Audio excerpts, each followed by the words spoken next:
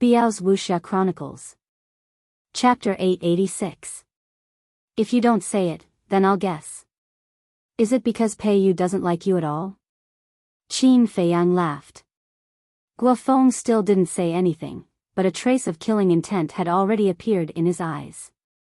Qin Feiyang didn't care at all, and continued, thinking about it. When your scorpion tribe was still around, Peiyu didn't like you, let alone now that your scorpion tribe has been exterminated. Have you said enough? Guofeng's eyes immediately turned blood red. Don't be angry, I'll just say one more thing. As a person, you have to have some conscience. Since you've already abandoned Chu Xian, then don't harass her anymore. Qin Feiyang said. Harass? With my status, it's her fortune to take a fancy to her. Guofeng roared, somewhat hysterical. Chu Xian was also angry. However, Qin Feiyang reached out to stop her and looked at Guofeng with a smile. If it was in the past, I wouldn't dare to deny what you said. After all, Chu Xian's family is only a small tribe. But now, other than the title of the king of the third peak, what else do you have? So get it straight, it's not that Chu Xian isn't worthy of you, it's that you aren't worthy of her. Qin Feiyang said with a smile. Guofeng was about to explode. Don't deny it, it's the truth. Alright, stop pestering me. If others see you, where will you put your face in the future as the king of the third peak? Qin Feiyang waved his hand as if he was chasing away flies. Boom! The infuriated Guofeng's aura suddenly erupted as he threw a punch at Qin Feiyang. Qin Feiyang shook his head and grabbed Guofeng's fist. He smiled faintly and said, Don't ask for trouble. Although Guofeng had already stepped into the peak of the 9-Star War sect, he had also stepped into the 9-Star War sect. He was confident that he could easily take down this person. Guofeng was also very astonished that Qin Feiyang was able to easily block his punch. He glanced at Qin Feiyang, then glanced at Chu Xian. In the end, he withdrew his arm and said, You will regret this sooner or later. With that, he left angrily. Regret? The corners of Qin Feiyang's mouth curled into a meaningful arc. Who? In the meantime, Chu Xian also heaved a sigh of relief. She turned to Qin Feiyang and said, Thank you. It's a piece of cake. Qin Feiyang glanced at her, turned around and waved his hand with a smile. Then, he walked away. Back to Tower 1. Qin Feiyang happened to meet Mu Qing. But Mu Qing didn't say a word to him. She didn't even look at him. She just brushed past him. Obviously, Mu Qing was still brooding over what happened a year ago. Qin Feiyang naturally wouldn't use his hot face to stick to Mu Qing's cold butt. He directly returned to the alchemy room and was about to continue cultivating, but at this time, Mo Feng came looking for him again.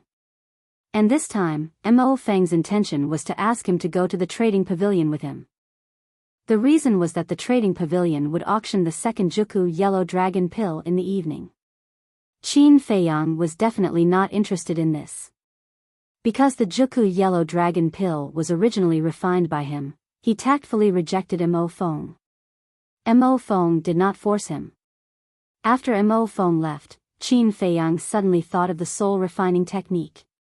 He sat cross-legged in the cultivation room, took out the jade slip, and naturally started to read it.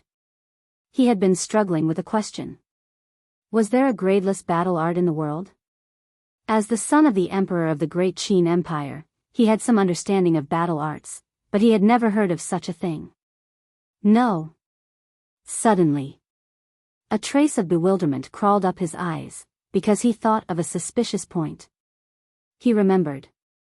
At that time, he asked Elder Wang what kind of battle art this soul refining technique was, and Elder Wang's answer was to let him comprehend it himself. And this answer, at first glance, there was nothing wrong with it, but thinking about it carefully, there was a big problem.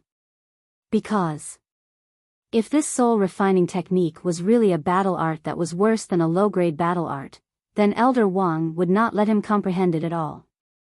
Because it was a waste of time. So he was thinking, could this be Elder Wang hinting at something? Qin Feiyang sat alone in the cultivation room, thinking for a long time. In the end, he still decided to properly comprehend this soul-refining technique. Although his guess might not be true, at least he had to figure out what kind of battle art this was. So, he closed his eyes, sank his mind into the jade slip, and calmed his heart to comprehend. At the same time, the East City district was once again flooded by the crowd. Especially near the trading pavilion, it was simply too crowded. Now, to enter the trading pavilion, even the people from the major tribes had to queue up. Li He was in the lounge, watching this scene through the window, and he was also grinning from ear to ear. "Grandfather, you must be overjoyed." Suddenly, Li Yan appeared out of thin air, hugging Li He's arm and giggling. "Of course." Li He laughed and then asked, "Have you seen that kid?" "No. I knocked on the door for a long time, but he didn't even respond." Li Yan pouted, very dissatisfied. She didn't pick the right time. When she went, Qin Feiyang happened to go to the martial arts treasure house. Naturally, no one would respond to her. "Silly girl, to deal with this kid, you have to be patient. But you have good taste since you can take a fancy to him. Because this person's future achievements will definitely be limitless." Li He rubbed Li Yan's head and smiled. "Take a fancy to him?" Li Yan was stunned. "If you don't take a fancy to him, why did you go to him?" Don't be shy in front of grandfather," Li He said. Li Yan wanted to cry but had no tears. Actually, the reason why she went to look for Qin Feiyang was purely to fight for justice for Li He. Because Li He waited for a full year for a Juku yellow dragon pill. But she didn't expect Li He's imagination to be so rich. In the evening, the auction finally began, hosted by Li He personally. The entire auction house was filled with the sound of bidding, and it lasted for half an hour before it ended. And the final winner was still someone Qin Feiyang knew, Pei Yi. Time flew by. The next morning, Qin Feiyang, who had been comprehending the soul-refining technique, suddenly opened his eyes, his face full of surprise. After a day and night of comprehension, he didn't manage to comprehend anything. It could even be said that he gained nothing. But because of this, he couldn't help but begin to suspect that this soul-refining technique might not be as simple as Elder Wang said. Because, in the past, even if it was a perfect battle art, he could thoroughly comprehend it overnight. But the soul-refining technique was profound and difficult to understand. This meant that it might be a very amazing battle art. However, he didn't continue to comprehend it. Because he had already told Mo Feng that he would go to the Long Feng house today. He put away the jade slip and got up to wash up. The alchemy rooms here all had a special place to wash up in the lounge. After washing up, he took out a brand new white robe and changed into it. This was the uniform of the disciples of the main tower. Immediately after, he walked out of the lounge, opened the stone door, and happened to see Mo Feng and Pei Yi walking out of their respective alchemy rooms. The moment the three of them looked at each other, they were a little stunned. Then, Qin Feiyang and Pei Yi smiled at the same time. As for Mo Feng, there was also a trace of a smile on his face, but it was still very stiff. For someone like him who didn't like to smile, it was too forced to smile. The three of them turned around at the same time and closed the stone door. Then, Pei Yi and Mo Feng took a step forward and landed beside Qin Feiyang. Pei Yi smiled and said, "Where's Qin Day? He should still be cultivating, I'll go call him." Mo Feng walked to the door of the number 9 alchemy room and knocked hard on the door. After a while, Mu Qin came out. However, when she saw the three of them, she only nodded at Pei Yi and Mo Feng with a smile, ignoring Qin Feiyang at the side. Pei Yi noticed this subtle change immediately and looked at the two of them suspiciously, but he didn't ask much. A proud person like him would not casually pry into other people's private affairs. Under Pei Yi's instructions, Mo Feng opened a portal and the four of them walked in one after another. Long Feng Pavilion. On the street in front of the door, there was an endless stream of people. Among the crowd, Qin Feiyang and the other three appeared out of thin air. Qin Feiyang looked around with a surprised expression on his face. It was still early in the morning. Why were there so many people rushing into Longfeng Pavilion? The people rushing in from all the streets basically all entered Longfeng Pavilion. There were rich tycoons. There were people from the various tribes. There were also many disciples of the main tower. In short, those who entered Longfeng Pavilion now were all people of a certain status. As Pei Yi walked towards the restaurant, he smiled and said, "You guys don't know, but today is the day to sell Longfeng wine." Longfeng wine? Qin Feiyang was stunned. Now that he said that, he remembered that Longfeng Pavilion would sell a jar of Longfeng wine every month. It seemed that these people were all here for the Longfeng wine. Mu Qing glanced at Pei Yi and Qin Feiyang and secretly said to Qin Feiyang, "Come with me, I have something to say to you." Qin Feiyang glanced at him and sent a voice transmission. "If you have anything to say, can't you just send me a voice transmission?" "Cut the crap, just go." Mu Qing's gaze turned cold as he said impatiently. Qin Feiyang frowned and looked at Pei Yi and Mo Feng. He cupped his fists and smiled. "Senior brother Pei, senior brother Mo, Qin Day, and I have some private matters to attend to. You guys go in first, we'll be there soon." "Okay. I've already booked the room yesterday. It's in room 3 on the 10th floor. You guys can come up when you're done." Pei Yi stopped and looked at the two of them with a smile. "Okay." Qin Feiyang nodded and then blended into the crowd with Mu Qing. Soon, they disappeared from their sight. "What is it that you have to hide from us?" Mo Feng asked with a frown. "Everyone has secrets that they don't want others to know. Why bother so much? Let's go." Pei Yi smiled faintly and led Mo Feng into Longfeng Pavilion. Qin Feiyang and Mu Qing walked down the street. After a while, Mu Qing saw a deserted alley and walked in. "What are you trying to say?" Qin Feiyang frowned. Mu Qing did not answer and kept walking until there was no one around. She then stopped and stretched out her hand. "Give me my second grandpa's identity token." "Just for this?" Qin Feiyang was stunned. He took out the pure gold token and threw it to Mu Qing. Chapter 887. What's the matter? Tell me. Seeing that Mu Qing was serious, Qin Feiyang couldn't help but become serious. "Master." Mu Qing enunciated each word clearly, her eyes shining brightly. "Him?" Qin Feiyang was slightly stunned and said in surprise, "You also found him?" It was Mu Qing who was stunned and said, "You already know?" "Yes. I met him in the 9th zone.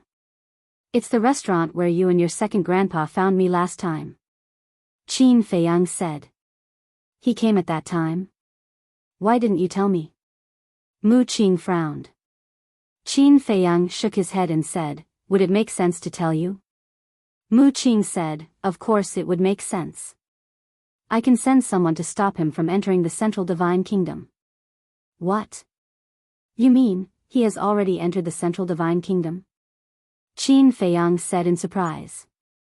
Mu Qing nodded and said, "Yes, I met him at the auction house of the Eastern City Trading Pavilion yesterday." Qin Feiyang was shocked and said, "That's impossible. If he really went to the Eastern City Trading Pavilion, Fatso and Yen Wei should have found out. But why didn't I receive any news? Master has changed his appearance.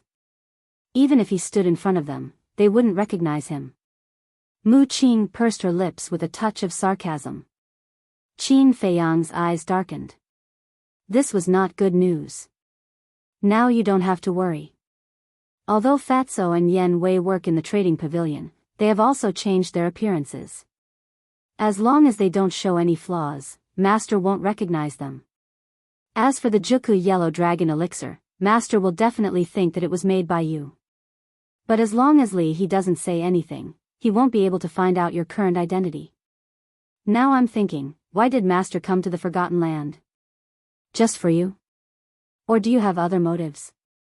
Mu Qing's brows were tightly knitted, and there was an indescribable sense of irritation.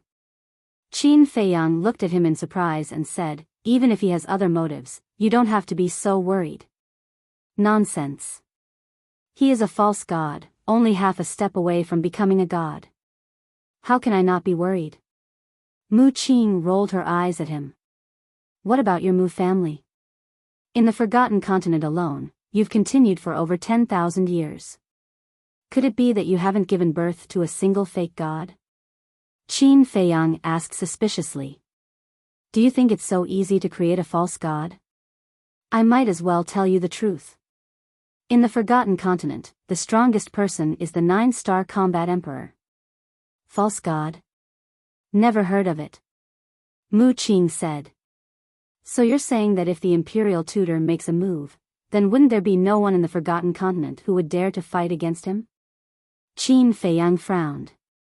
If you say that, then you're underestimating the Forgotten Continent. Although there are no false gods in the Forgotten Continent, we have divine artifacts. If we really fight, it's hard to say who will live and who will die. Mu Qing sneered. Qin Feiyang's eyes narrowed slightly. The divine artifact that Mu Qing was talking about, was it the gate of time and space? I've told you about this. In the future, be careful when you do things. Especially Li He. Make sure he keeps his mouth shut. If it's because of him that our plan is ruined, I'll make sure he dies without a complete corpse. Mu Qing's eyes flashed with a hint of murderous intent. Then, she went back the way she came and walked towards the Dragon Phoenix Pavilion. Qin Feiyang lowered his head and muttered to himself for a while. Looking at Mu Qing's back, he said, let me see the Imperial Tutor's current appearance after his disguise. Mu Qing stopped and waved her hand. A shadow quickly condensed. It was an old man in a red robe. He had long fiery red hair and a strong body. Although his face was old, it was ruddy and looked very energetic. Wait for me for a while. I'll go and talk to Fatso and Yen Wei. Qin Feiyang looked at the shadow, then entered the castle and immediately took out the image crystal. At this time, Wolf King said, Little Qin Zi, I feel that Mu Qing is lying. Qin Feiyang was stunned and turned to look at Wolf King suspiciously.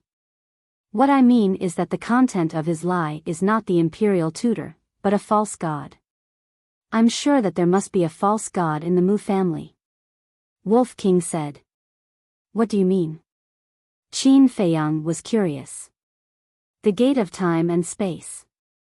If the Real Gate of Time and Space is really a divine artifact, then it must be a god or a false god to awaken it. Wolf King said. Heard it. Qin Feiyang's eyes flickered and nodded. You're right. We can't take the Mu family's heritage lightly. Buzz. As soon as his voice fell, Fatso's shadow appeared. Boss, do you want to have a drink? Fatso smiled. At this moment, he was sitting in an empty room. There were 2 pots of wine on the table in front of him and a few delicious dishes. Yen Wei was also sitting opposite Fatso. The two were eating and drinking, and their days were quite comfortable. Qin Feiyang rolled his eyes at Fatso and said, If I were Li He, I would have fired you. Unfortunately, you're not. What's more, Li He can't wait to curry favor with us. How can he fire us? Tell me, what's the matter? Fatso smiled and asked. Qin Feiyang said, Do you know that the state preceptor also went to the auction house yesterday? What? The two were clinking glasses. When they heard this, their arms trembled and the wine spilled all over the floor. Qin Feiyang waved his hand and the state preceptor's appearance appeared in the void. This is what he looks like now. Pay attention to it. By the way, tell Li He and Li Yen that they can't mention the Juku yellow dragon pill to anyone. Also tell them to be careful. I'm worried that the state preceptor may use extreme means to force them to reveal my identity. Qin Feiyang said in a deep voice. Understood. The two looked at the state preceptor's shadow and nodded heavily. Their faces were also extremely heavy. They didn't expect the state preceptor to enter the central divine kingdom so quickly. For a moment, they didn't even have the mood to drink. Be careful. Qin Feiyang exhorted the two of them again before turning off the image crystal and leaving the ancient castle. Together with Mu Qing, he walked towards the Longfeng pavilion. Soon, they came to the front door of the restaurant. But as soon as they entered the restaurant, Qin Feiyang saw a familiar figure. It was a young man wearing a purple robe. He had a tall figure and exuded an extraordinary aura. The young man in purple walked to a waiter and asked with a smile, "Which private room is Pei Yi in?"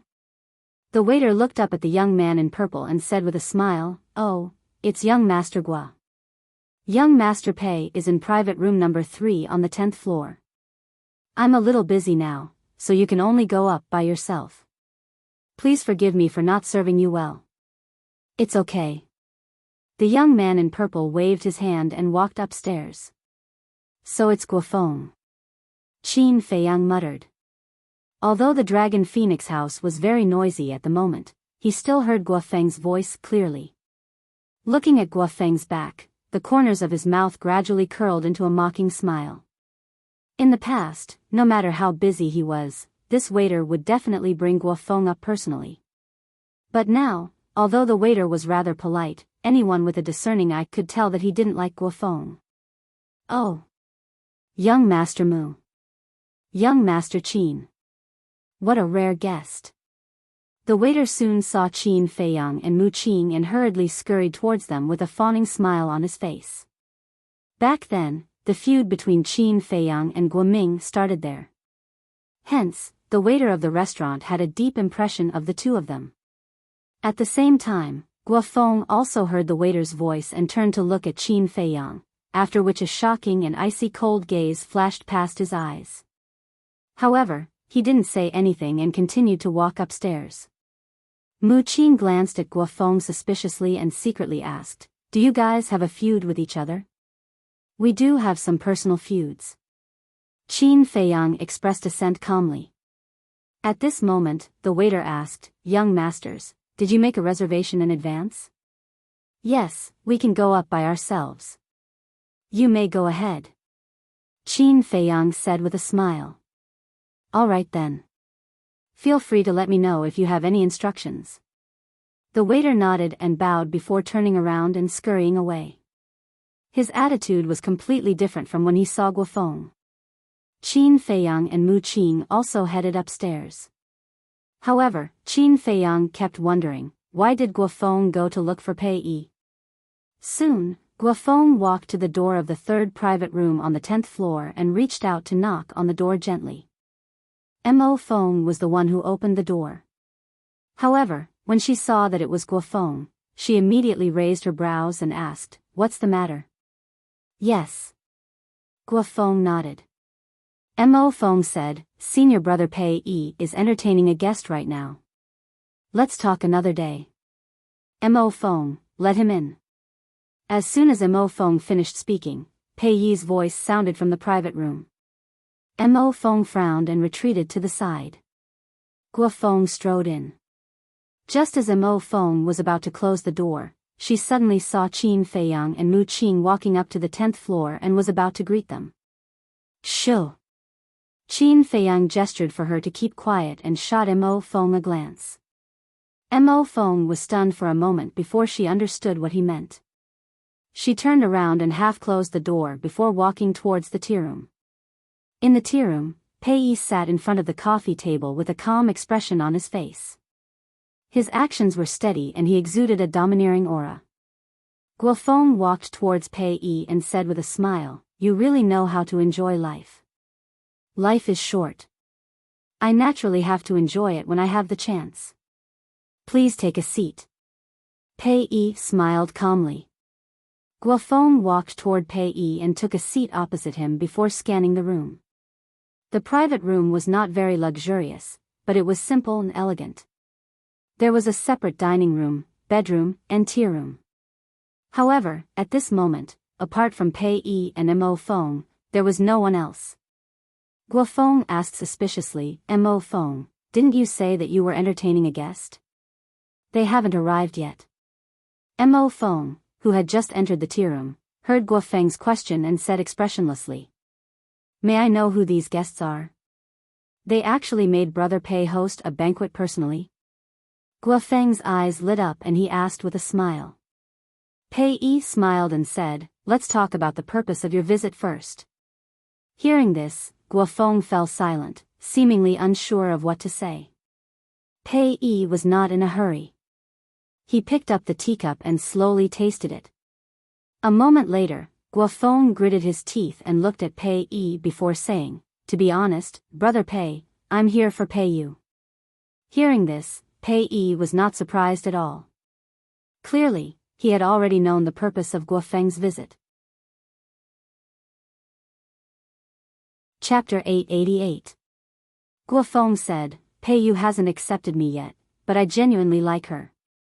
She doesn't have to like you back just because you like her. Both parties have to like each other. Pei Yi smiled. You're right, Brother Pei. However, feelings can be nurtured slowly. Give me some time and I'll definitely be able to move her. Guofeng said. Pei Yi looked at him in bewilderment and asked, since you're so confident, what are you here for? I want you to put in a good word for me in front of Pei Yu, Brother Pei. Everyone knows that you and Pei Yu are the closest to each other and she listens to you the most. As long as you're willing to help, things will be much easier. Guofeng stood up and said with a pleading tone, cupping his fists. Ha! Pei Yi laughed. Mo Feng, who was beside him, had a faint trace of ridicule on his face. Seeing this, Guofeng's eyes turned gloomy and he frowned. Don't get me wrong, I'm not looking down on you. The heavenly scorpion tribe may have been exterminated, but I believe that you'll definitely be able to make a name for yourself in the future. Pei Yi said with a smile. Hearing his words, Guofeng's face finally relaxed. Pei Yi said, I'm just thinking that since you, doesn't fancy you, we'd better let fate take its course. Don't force it. Guofeng frowned and said, Brother Pei, you know me well. I've never asked anyone for help before. This is the first time. Then you should know that I, Pei Qinghan, will never help anyone. Pei Yi chuckled. Guofeng's heart sank. He naturally knew Pei Yi well. He had long expected that to happen. However, he was still displeased. Pei Yi asked smilingly, is there anything else? He was clearly trying to chase Guofeng away. Guofeng's eyes lit up and he said, if I really manage to move Pei Yu, do you promise that you won't stop us? If you really love each other, why would I stop you? Of course, if your intentions are impure, it'll be a different story. For example, you might want to use the divine python tribe to fulfill your ambitions or plot something else. Pei Yi smiled. Guofeng's eyes lit up and he patted his chest. Don't worry, those things won't happen. Let's wait and see. Pei Yi smiled calmly. Seemingly reminded of something all of a sudden, he asked, I remember that you used to be with a woman named Chu Xian. I won't deny it. But a year ago, I had already severed all ties with her. Please don't worry, I will never do anything to hurt Pei Yu. Guofeng said. Is it really over? But before he could finish his sentence, a playful voice sounded from outside the door. Next. The door was pushed open. Qin Feiyang and Mu Qing walked in one after another. Who let you in? As soon as Guofeng saw Qin Feiyang, his expression changed greatly, and he immediately shouted with a stern voice. Mo Feng glanced at Qin Feiyang and Huang Xiaolong, and said coldly, I'm sorry, they are the guests we're here to entertain. What? Guofeng was dumbfounded. When did these two become so close to Pei Yi? Qin Feiyang walked into the tea room and nodded at Pei Yi. He then looked at Guofeng and said with a smile, Are you very nervous and hesitant now? Guofeng's face was as cold as water. He secretly threatened, think carefully about what you should and shouldn't say. Qin Feiyang teased, then let's see if you can seal my mouth. What do you want? Guofeng asked in a deep voice. What can you give me? Qin Feiyang asked back. Guofeng secretly said, perfect battle art, pills, herbs, alchemy, fire, whatever you want. Ah. Qin Feiyang was surprised and said telepathically, then I want 2 kinds of 6th grade alchemy fire and 3 kinds of 7th grade alchemy fire. Do you have them? Don't go overboard. Guofeng was instantly enraged. 2 kinds of 6th grade alchemy fire and 3 kinds of 7th grade alchemy fire. How dare this guy ask for it? Mu Qing glanced at the 2 of them and asked curiously, why are you guys looking at each other like that? Is there anything that you can't say in public? Hurry up and make a decision. Otherwise, I'll say it. You should know very well what the consequences will be if Pei Yi finds out that you went to look for Chu Xian yesterday. Qin Feiyang chuckled and sent a telepathic message. Initially, he just wanted to tease Guofeng and then tell Pei Yi everything that happened yesterday. However, he did not expect Guofeng to have alchemy fire. It would be a waste not to take advantage of the situation. Guofeng glanced at Pei Yi and the other 2 and said, I don't have a 7th grade alchemy fire, but I do have a 6th grade alchemy fire. I have it with me now. If you want it, I'll give it to you immediately. No, you have to have at least 2 kinds of 6th grade alchemy fire. Otherwise, forget it. Qin Feiyang refused flatly. Okay, I agree. But remember, you must keep your mouth shut. Otherwise, I won't let you off easily. Guofeng said. Of course. Qin Feiyang chuckled and turned to look at Pei Yi. Senior brother Pei, senior brother Guofeng and I have some private matters to discuss outside. Go ahead. Pei Yi did not ask anything, appearing extremely magnanimous. Senior brother Guofeng, please. Qin Feiyang turned to look at Guofeng again and gestured for him to leave. Goodbye, brother Pei. Guofeng cupped his fists at Pei Yi and turned to leave with Qin Feiyang. Not long after, Qin Feiyang returned to the private room, beaming with joy. Obviously, he had already obtained the alchemy fire. As for the remaining 6th grade alchemy fire, Guofeng had also promised that he would give it to him within 3 days. After Qin Feiyang closed the door of the private room and entered the tea room, Mo Feng looked at him and asked with a frown, what exactly did you say to him? Definitely nothing good. Mu Qing sneered. You talk too much. Qin Feiyang glared at him and then glanced at Pei Yi, only to see that Pei Yi was staring at him meaningfully. Qin Feiyang's heart skipped a beat and he wondered, did Pei Yi sense something? Fortunately, Pei Yi soon looked away. Dong. After a while, someone knocked on the door. 5 or 6 waiters entered the private room with some exquisite delicacies and 4 jars of dragon's wine. It's a rare opportunity. Let's have a good drink today. Pei Yi stood up and greeted them. After 3 rounds of drinks, Pei Yi put down his wine glass and looked at Qin Feiyang with a smile. Junior brother, do you have any thoughts about the position of the leader of the pagoda? Qin Feiyang was stunned and asked in puzzlement, Senior brother Pei, what do you mean? Pei Yi smiled and said, the Scorpion tribe has been exterminated and Guiyun is still the leader of the 3 pagodas. Doesn't that seem a little inappropriate? Qin Feiyang's pupils constricted. Pei Yi's words were obviously laced with sarcasm. It seemed that this person was not as kind as he seemed on the surface. Senior brother Pei Yi, do you mean that you want me to snatch the position of the leader of the 3 pagodas? Qin Feiyang asked calmly. Can you do it? Pei Yi asked. I'm afraid not. Although the Scorpion tribe has been exterminated, a starving camel is still bigger than a horse. My mental strength is only at level 11. I'm definitely no match for Guiyun. Besides, I've already entered the 1st pagoda. It doesn't seem appropriate to snatch the position of the leader of the 3rd pagoda. Qin Feiyang declined with a smile. He could tell that the so-called banquet this time was actually to discuss how to deal with the remaining members of the Scorpion tribe. To be precise, Pei Yi was using him as a tool.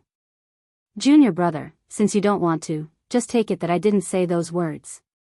Pei Yi smiled. In fact, Qin Feiyang had also guessed wrongly. Pei Yi's purpose of doing this was not to use him as a tool, but to test Qin Feiyang's strength. This was because he had always suspected that the mental strength that Qin Feiyang tested by Elder Wu was not real. And if, now that Qin Feiyang had agreed to snatch the position of the leader of the third pagoda, his guess was confirmed. After all, without a certain level of confidence, one would not dare to challenge Guiyun. However, now, because of Qin Feiyang's rejection, he began to hesitate. Was he really thinking too much? Dong! All of a sudden, a loud and clear bell sound exploded in the Longfeng pavilion. Ring! Chirp! At the same time. In the sky above the Longfeng pavilion, a golden divine dragon and a flaming phoenix appeared out of thin air. The dragon roared and the phoenix cried out. The two divine beasts danced in the sky and circled, emitting auspicious light. Just at this moment, the noisy Longfeng pavilion quieted down. What's going on? Qin Feiyang got up and walked to the window. Looking at the auspicious light, his eyes were filled with bewilderment. Pei Yi smiled and said, "When the bell rings, the dragon and phoenix cry together. This is the sign that the Longfeng wine is on sale." Qin Feiyang was stunned. He stuck his head out of the window and looked at the dragon and phoenix in the sky. He was speechless. The gimmick is quite big. The golden dragon and phoenix were not real divine beasts. They were just evolved from battle qi. If the gimmick is not a little bigger, who will pay for the Longfeng wine? However, the taste of this Longfeng wine is indeed not bad. Let's go out and take a look. Pei Yi smiled faintly and got up to walk towards the door. When the four of them walked out of the pavilion, the corridors of the various floors were already crowded, but it was very quiet. Everyone's gaze was fixed on the void on the top floor of the restaurant. In the middle of the void, there was a wine jar floating. There were a total of 10 floors in the Longfeng pavilion. As for Qin Feiyang, he was currently standing on the highest floor. Thus, he was able to clearly see that wine jug. The wine jar was only the size of an adult's palm and was sealed with a layer of beeswax. There was no trace of wine fragrance seeping out and it looked very ordinary. Ding dong. Suddenly, a pleasant sound of a zither drifted out from the opposite room. The sound of the zither was melodious and clear. The rhythm was smooth and neither fast nor slow. It was like a clear stream flowing slowly by everyone's ears, calming them down unknowingly. Who exactly is this person playing the zither? Qin Feiyang looked at the closed door and muttered to himself. Then, he scanned the surrounding corridors. In the end, his gaze locked onto a certain place and he muttered, "He's here too." A young man stood there, wearing a white robe that was spotless. His black hair was like a waterfall. He had handsome facial features and a slender figure. His entire body exuded a unique aura. At the same time, there was a cynical smile on his face. Chapter 889. Qin Feiyang could also clearly see that young Master Hao was looking at the room where the sound of the zither came from with a trace of infatuation in his eyes. It seemed that the son of the chief pagoda master was very fond of the person playing the zither. Not long after the sound of the zither came out, a slightly plump middle-aged man in black walked out from the back hall on the first floor.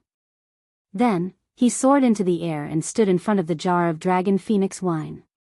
Next, he glanced at everyone in the Dragon Phoenix house and said with a smile, "I believe everyone can't wait any longer.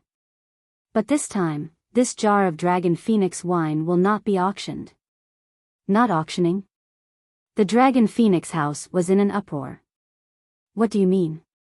Qin Feiyang also looked at Pei Yi in confusion. In the past, the Dragon Phoenix wine was sold in an auction. The highest bidder would get it. And this time, the rules should have been changed. Pei Yi said in a low voice with a trace of suspicion in his eyes. Everyone, quiet down. The slightly plump man reached out and gently pressed the air. The dragon phoenix house quieted down again. Next. The slightly plump man took out a scroll from his cosmos bag. Then, with a slight shake of his arm, the scroll slowly unfolded. On the scroll, there was a vast land of mountains and rivers. There was a verdant forest. There was a towering mountain range. There was a rapid river. There were living creatures struggling to survive, and above the mountains and rivers, there was a lifelike five-clawed golden dragon. It was like an emperor looking down on the world with a ruthless and cold gaze. The rule this time is to write the true meaning hidden in this painting. Whoever's answer can satisfy Miss, this jar of dragon phoenix wine will belong to him, and it will be given to him free of charge. In addition, you will have the honor of being personally received by Miss and can make a request to her. The slightly plump man pointed to the room where the sound of the zither came from and smiled. Hearing this, the entire dragon phoenix house was in an uproar. Everyone looked at the room where the sound of the zither came from, their eyes filled with desire. Isn't it just a woman? What's there to see? I don't know what they are so excited about. Mu Qing pursed her lips. Of course they are excited. Because it is said that the person playing the zither is as beautiful as a fairy, but no one has ever seen her true appearance. Pei Yi smiled. Even young Master Hao has never seen her before? Qin Feiyang asked. Pei Yi glanced at Mr. Hao and said with a shake of his head, no, that's what makes her so attractive. Qin Feiyang nodded. Young Master Hao was the son of the Chief Tower Master. He came to the Dragon Phoenix Pavilion almost every day. This kind of perseverance was unparalleled. But even so, he was unable to move the heart of the person playing the zither. The others were naturally even more curious and eager to see the woman's true appearance. The chubby man continued, everyone, you have to hurry up because you only have an hour. He had heard of it. Everyone looked at the painting again. Five-clawed golden dragon, mountains, rivers, and great earth. What does this mean? Could it be the descent of the heavenly dragon? Or the reincarnation of the heavenly dragon? Or is it the heavenly dragon destroys the world? Everyone fell into deep thought. Qin Feiyang was also looking at the painting.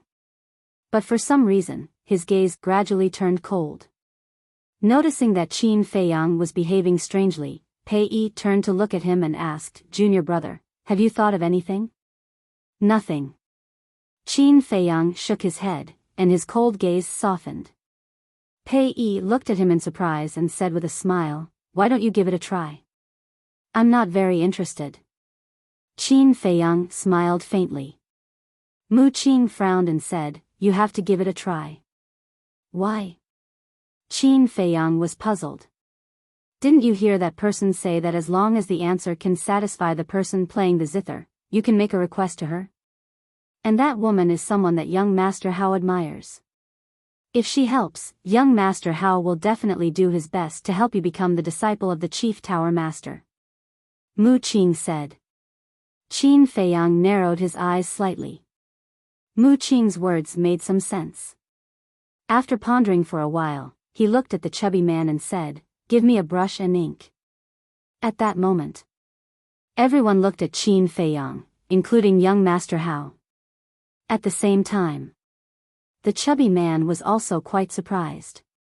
Obviously, he didn't expect that someone would come up with the answer so quickly.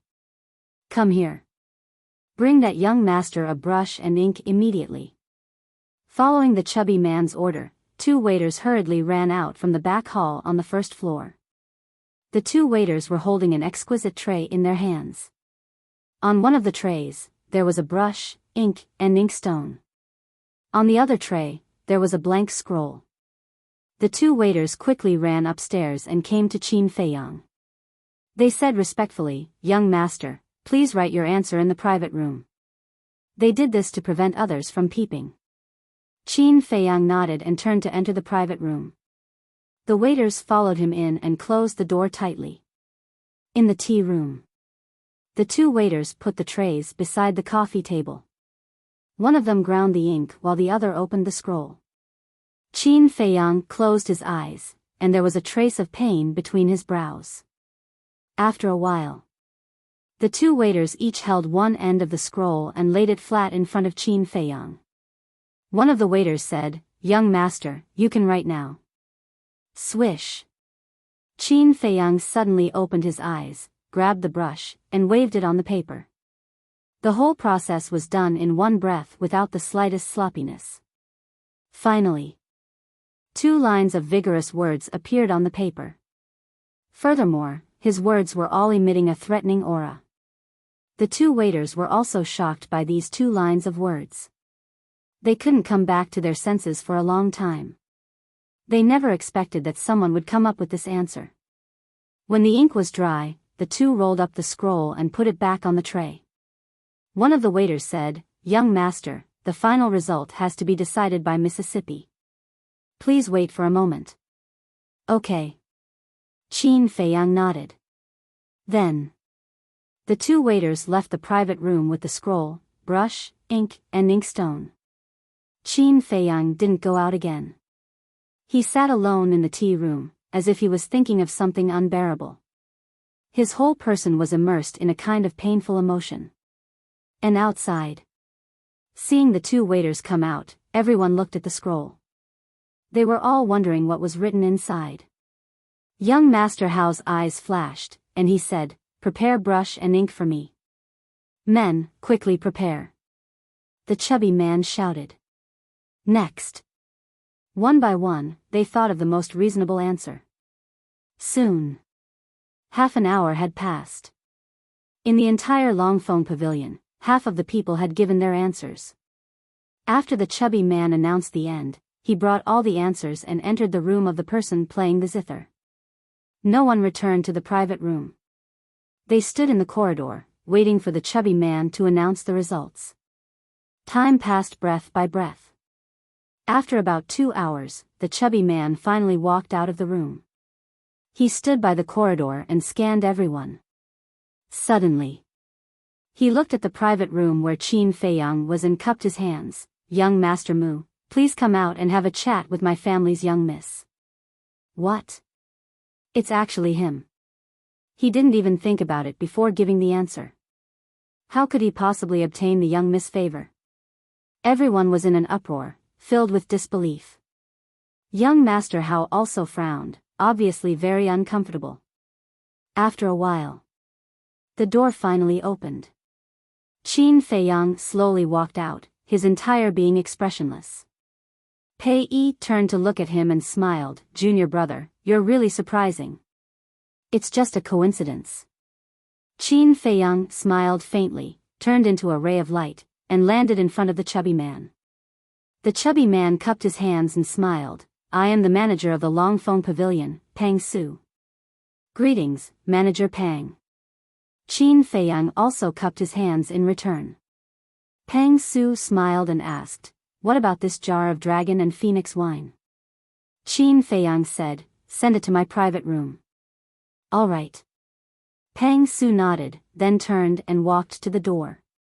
He pushed it open and smiled. "Young master, please come in."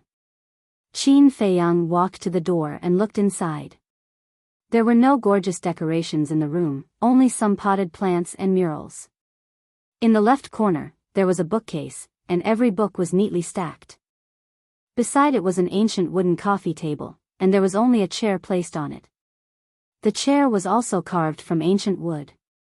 Although the decorations were not luxurious, it had a classical feel that made one feel comfortable. "Young master, please." Pang Su spoke again. Qin Feiyang glanced at young Master Hao, who was not far away, and strode in. Pang Su immediately closed the door. Humph. Just as the door was closed, young Master Hao humphed coldly, turned around, and entered the private room without looking back. "Seems like this young Master Hao is very angry." Pei Yi chuckled. Someone who has been admiring for a long time is now in the same room with another man. If it were me, I would be angry too. But I'm really curious, what answer did Ancestor Mu write? Mo Feng looked at Mu Qing suspiciously. "Why are you looking at me?" Mu Qing frowned. Mo Feng said, aren't you very close to him? You should be able to think of his answer. After a moment of silence, Mu Qing's eyes lit up, and she said, I do know his answer, but I can't tell you. Then, she turned around and entered the private room. Pei Yi and Mo Feng looked at each other in dismay. These two people were really extraordinarily mysterious. Back to Qin Feiyang. After entering the room, he smelled a faint fragrance. It was the fragrance of flowers. There were many blooming flowers in the room, but they were all snow-white and pure. However, there was also a woman's body fragrance in the floral fragrance, which was very pleasant to the nose. Please have a seat. A clear voice suddenly sounded in the room, like an orchid in an empty valley, clear and pleasant to the ear. Qin Feiyang walked to the front of the tea table and sat on the only chair. Then, he raised his head and looked across. There was a snow-white silk curtain hanging on the opposite side, and through the silk curtain, he could vaguely see a guqin placed behind it, and beside the guqin sat a graceful figure. She was blurry and could not be seen clearly. I have a question in my mind, how did you come up with this answer? The woman's voice sounded again. The reason is not important, as long as my answer can be approved by you. Don't you think so? Qin Feiyang smiled faintly. The woman fell silent for a moment, then smiled and said, You're right, young master. I've been rude. Please state your request. My request. Chapter 890. Young Master How? The woman was surprised. Qin Feiyang was silent, waiting for the woman's answer. Why? After a long time, the woman asked. Have you heard of a saying, a gentleman has the beauty to help others? Young Master How is infatuated with you, but he can't see your face. So I want to help him. Qin Feiyang said. The woman said, So you don't want to see my face? Me? Qin Feiyang shook his head and said, No. Why? Am I not beautiful enough? The woman asked. Qin Feiyang said, I don't know whether you are beautiful or not. So it has nothing to do with this. Then why? You know, this is a rare opportunity for you. The woman said. You are very confident in yourself. But unfortunately, I don't care much about women. There is a saying, I don't know if you have heard of it. Beautiful women are skeletons. Qin Feiyang said lightly. Haha. Hearing this, the woman smiled. This man was really different from the rest. After a while, the woman smiled and said, Okay, I accept your request. Thank you, Mississippi. Qin Feiyang stood up and smiled. Then he turned around and opened the door without a moment's hesitation and strode in. You came out so soon. Brother Mu, can you tell us what she looks like? Don't hide it. As soon as Qin Feiyang appeared, the people gathered in the corridor asked at once. Qin Feiyang smiled faintly and didn't say anything. He walked directly to young Master Hao's door. Young Master Hao's room was next door. Dong. He reached out and knocked on the door. Go away, don't bother me. Young Master Hao's voice sounded in the room, with an unquenchable anger. Qin Feiyang shook his head and laughed. He exerted a little force and directly opened the door. He saw young Master Hao sitting alone in front of the tea table. His face was extremely ugly. Seeing that it was Qin Feiyang, young Master Hao immediately stood up and said angrily, Are you here to show off? Show off? Qin Feiyang was rather speechless. He turned around and closed the door. He smiled and said, What's there to show off? What do you mean? Is she not good-looking? Young Master Hao asked. I don't know. Qin Feiyang shook his head. Don't know? Young Master Hao was stunned. Because I only spoke a few words with her. I didn't see her face at all. Qin Feiyang smiled. Then why are you looking for me? Young Master Hao frowned. Haven't you always wanted to see her? So, my request to her is to let her meet you with her real face. Qin Feiyang said. Young Master Hao was confused. Why are you doing this? Just take it that I'm sucking up to you. Qin Feiyang chuckled. Then, he turned around and opened the door without saying anything else. Sucking up to you? Young Master Hao raised his eyebrows and looked at Qin Feiyang's back. He really couldn't understand what this person was thinking. Sucking up to him seemed to be the most reasonable explanation. After all, he was the son of the chief tower master. However, this person didn't seem to be sucking up to him at all. It's a rare opportunity. You have to cherish it. After Qin Feiyang opened the door, he didn't even turn his head as he said those words and walked out in large strides. Thank you. Young Master Hao shuddered and immediately got up to thank him with cupped fists.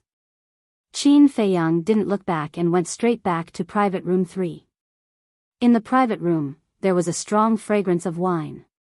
The Dragon Phoenix wine had been opened. Pei Yi, Mo Feng, and Mu Qing were tasting it leisurely. Why are you so fast? Seeing Qin Feiyang return, the three of them were a little surprised. I gave this opportunity to young Master Hao. Qin Feiyang didn't explain further and asked with a smile, how does the Dragon Phoenix wine taste? You gave it to young Master Hao? Mo Feng and Pei Yi looked at each other, and an imperceptible light flashed in their eyes. It's quite good. Try it too. At the same time, Mu Qing picked up the wine jar and poured a glass for Qin Feiyang. Qin Feiyang sat next to Pei Yi, picked up the wine glass, put it to his mouth, and took a sip. All of a sudden, he felt as if there was boiling lava flowing down his throat to his lower abdomen.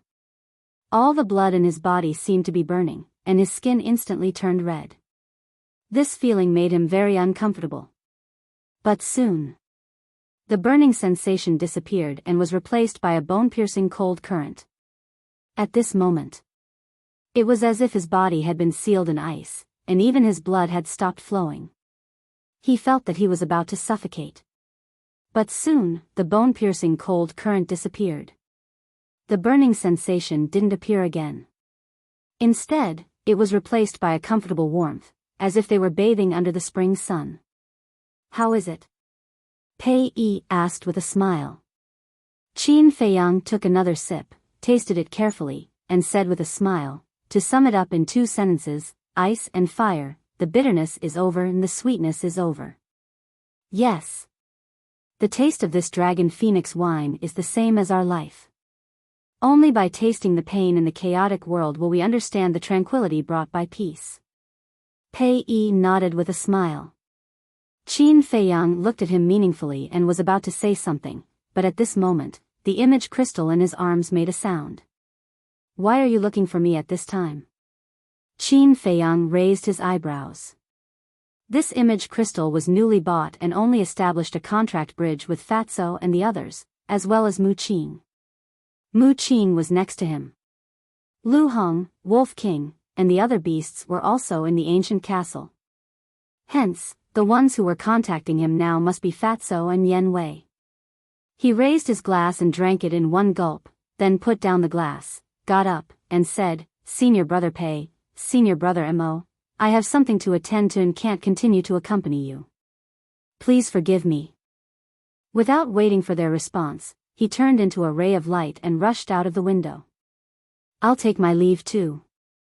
Mu Qing's eyes lit up and she got up to say a few words to Qin Feiyang and quickly chased after him. This, Pei Yi and Mu Qing looked at each other and couldn't help but smile bitterly. These two were really busy people. What's the matter? Mu Qing caught up with Qin Feiyang and asked softly. Nothing.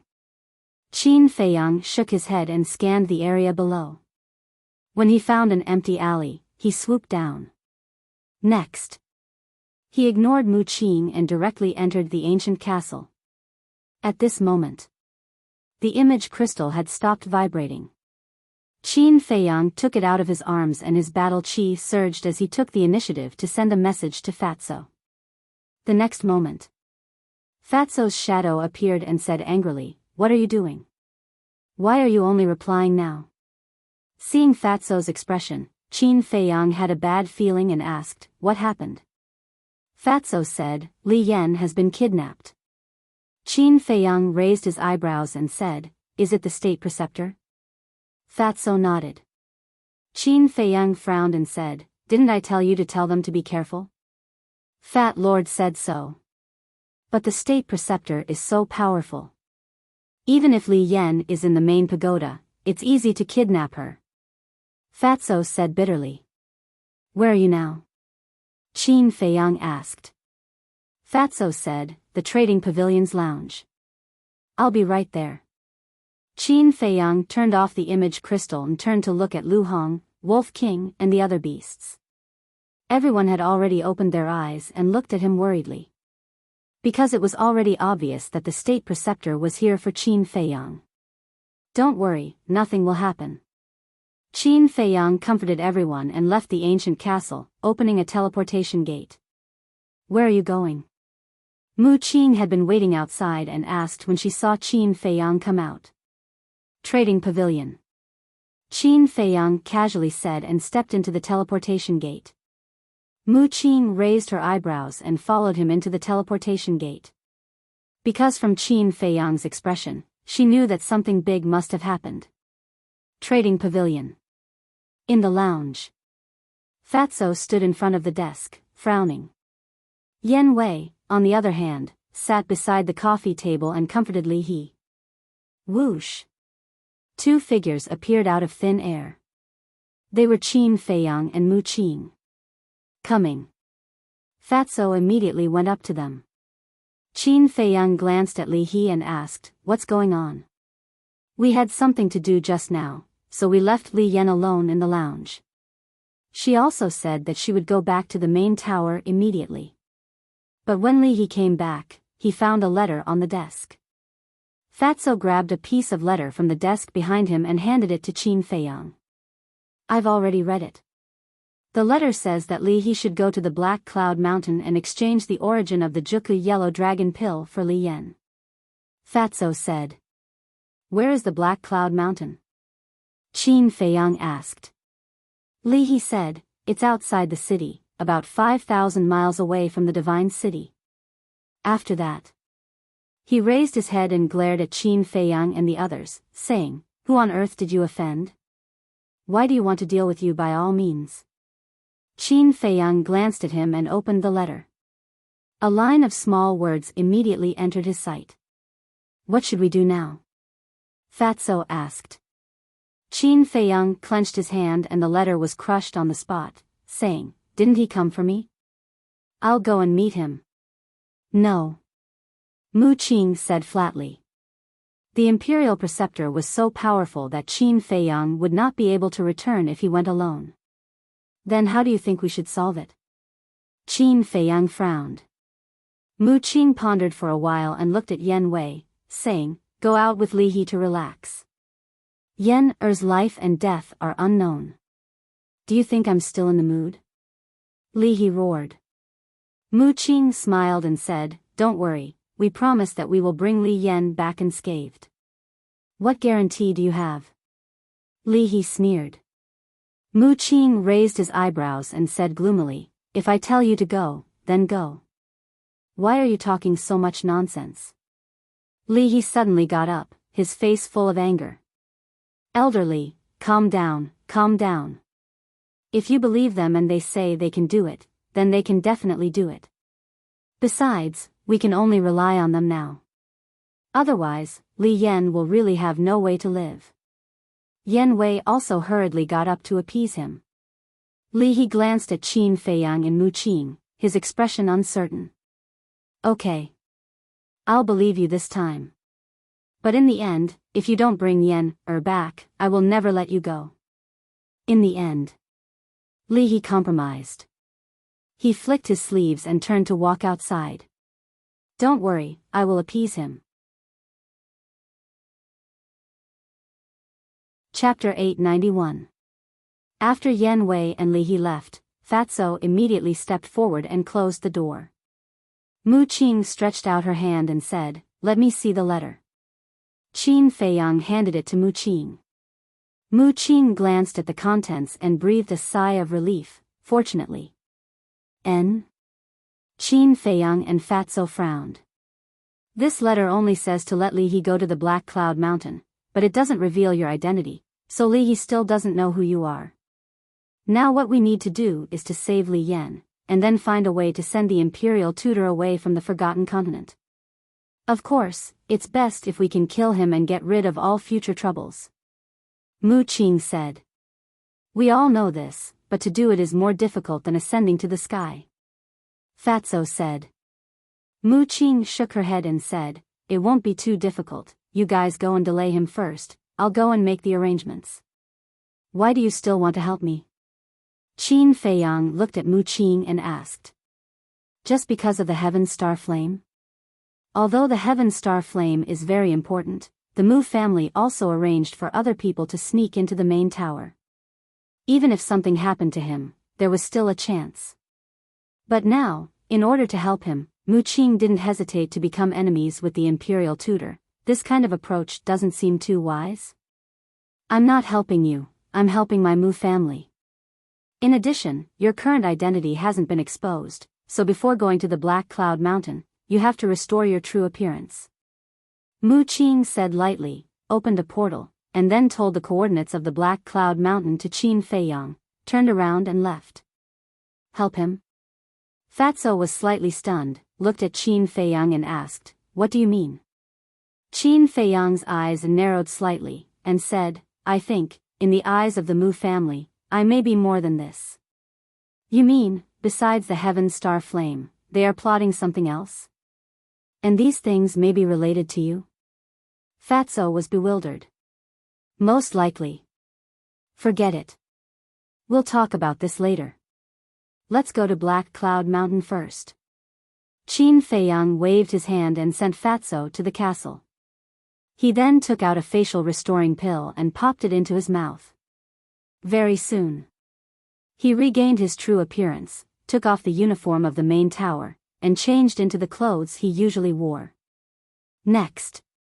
Without any hesitation, he opened a teleportation gate and strode in. Black Cloud Mountain had steep cliffs and precipitous cliffs. From afar, it looked like a huge pitch-black sword. Around the Black Cloud Mountain, there was an undulating mountain range. At this moment, at the peak of the Black Cloud Mountain, at the edge of a cliff, a red-robed old man stood facing the wind. His entire body emitted an unfathomable aura. Beside the old man, a woman in white was lying quietly on the ground. Her eyes were closed as if she had fallen into a deep sleep. They were none other than the disguised Grand Preceptor and Li Yan. Whoosh! Suddenly, a white figure descended from the sky above the mountain peak. You've come, the Imperial Advisor said. But he did not turn his head. Looking down at the mountains and rivers below, his eyes were incomparably deep. Qin Feiyang glanced at Li Yan who was lying on the ground, then looked at the back of the Imperial Advisor. He took a step forward and landed beside the Imperial Advisor. After a moment of silence, Qin Feiyang opened his mouth and asked, Is it father? Did the Emperor ask you to come? The Imperial Advisor said, Don't you already have the answer in your heart? Qin Feiyang smiled bitterly and said, Does he hate me that much? The Imperial Advisor said, His Majesty's thoughts are not something you and I can guess. That's right, why else would it be said that since ancient times, emperors have been fickle, and the most ruthless emperor family? Qin Feiyang laughed at himself. This sentence was also the answer he gave to the person who played the zither. The Imperial Advisor was silent for a while, then said, I heard that you snatched the Ice Flame, the Heaven Star Flame, and the mysterious Sky Flame? Why do you ask? Qin Feiyang was stunned. It is said that on this forgotten continent, there is an ancient miracle, and these elixir flames are the key to summoning and opening the miracle. The Imperial Advisor said. You actually know? Qin Feiyang frowned. The Imperial Advisor said, This is not a secret in our Imperial Palace, because your ancestor, the first emperor, has been to this miracle. What? Qin Feiyang's eyes trembled. Let me tell you one more thing, this miracle is not an ordinary place. The disappearance of the first emperor is related to this miracle. The imperial advisor said. Really? Qin Feiyang suddenly turned his head and stared at the imperial advisor. Yes. The imperial advisor nodded and finally withdrew his gaze. He turned to look at Qin Feiyang and said, but this time I'm not here for this miracle, but for the Changshui and the castle on you.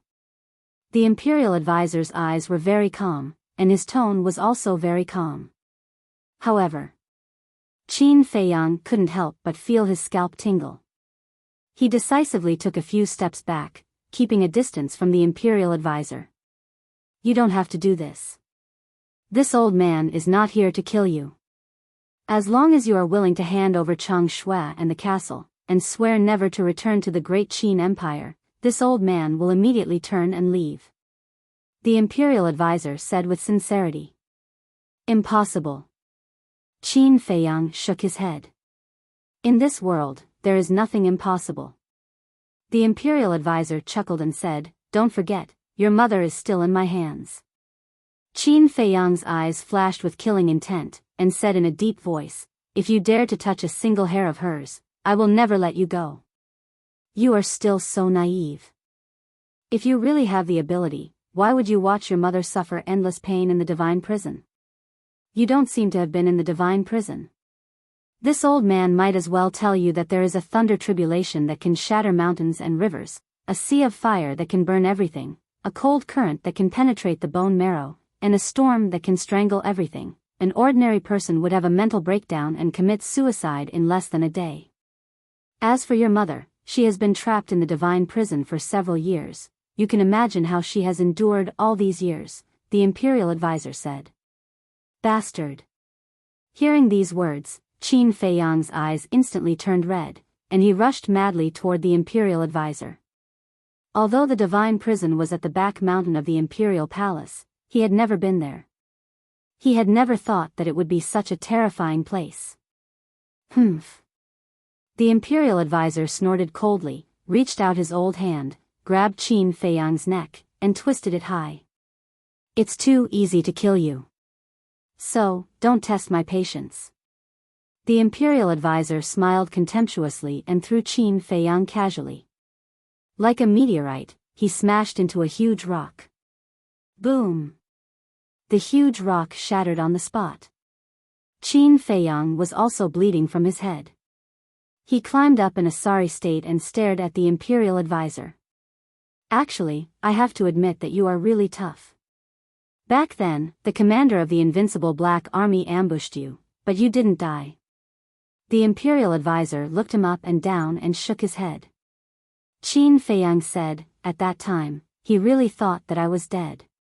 But why did you come to the Forgotten Continent? Because of Changshui and the ancient castle. Even if you are dead, I must get these two things, so I came. Fortunately, I came. Otherwise, I wouldn't know that you are still living happily. The imperial advisor smiled, and his smile was a little creepy. Qin Feiyang said in a deep voice, do you know the origin of Changshui and the ancient castle? I don't know. However, I know one thing. Those two items are both heaven-defying divine artifacts. The imperial advisor's eyes were full of greed. They really are divine artifacts. Qin Feiyang's heart skipped a beat. Hurry up. Now, not only the woman in front of you, but also the fate of your mother, the old man you respect the most, and the woman who let you enter the Forgotten Continent to snatch the heavenly thunder fire. Whether they can live or not depends on your decision now. The imperial advisor said. Qin Feiyang was surprised. Soon, he thought of it. The old man that the imperial advisor was talking about must be Ren Wuxuang's grandfather. And that woman, without a doubt, was the ugly old woman who fed him the black demon poison time and time again. What did you do to them? Qin Feiyang roared, almost going crazy. They let you come to the Forgotten Continent behind His Majesty's back. This is a great crime of deceiving the Emperor, so they are now in the God's prison. As for the others, such as Ren Wushuang, Lu Xingchen, and those who are close to you, they are fine for now. But if you are stubborn, I'm afraid that you will also taste the pain of the god's prison. The imperial advisor said with a smile. You are an inhumane old bastard. Qin Feiyang roared angrily. His heart was bleeding. He was also blaming himself.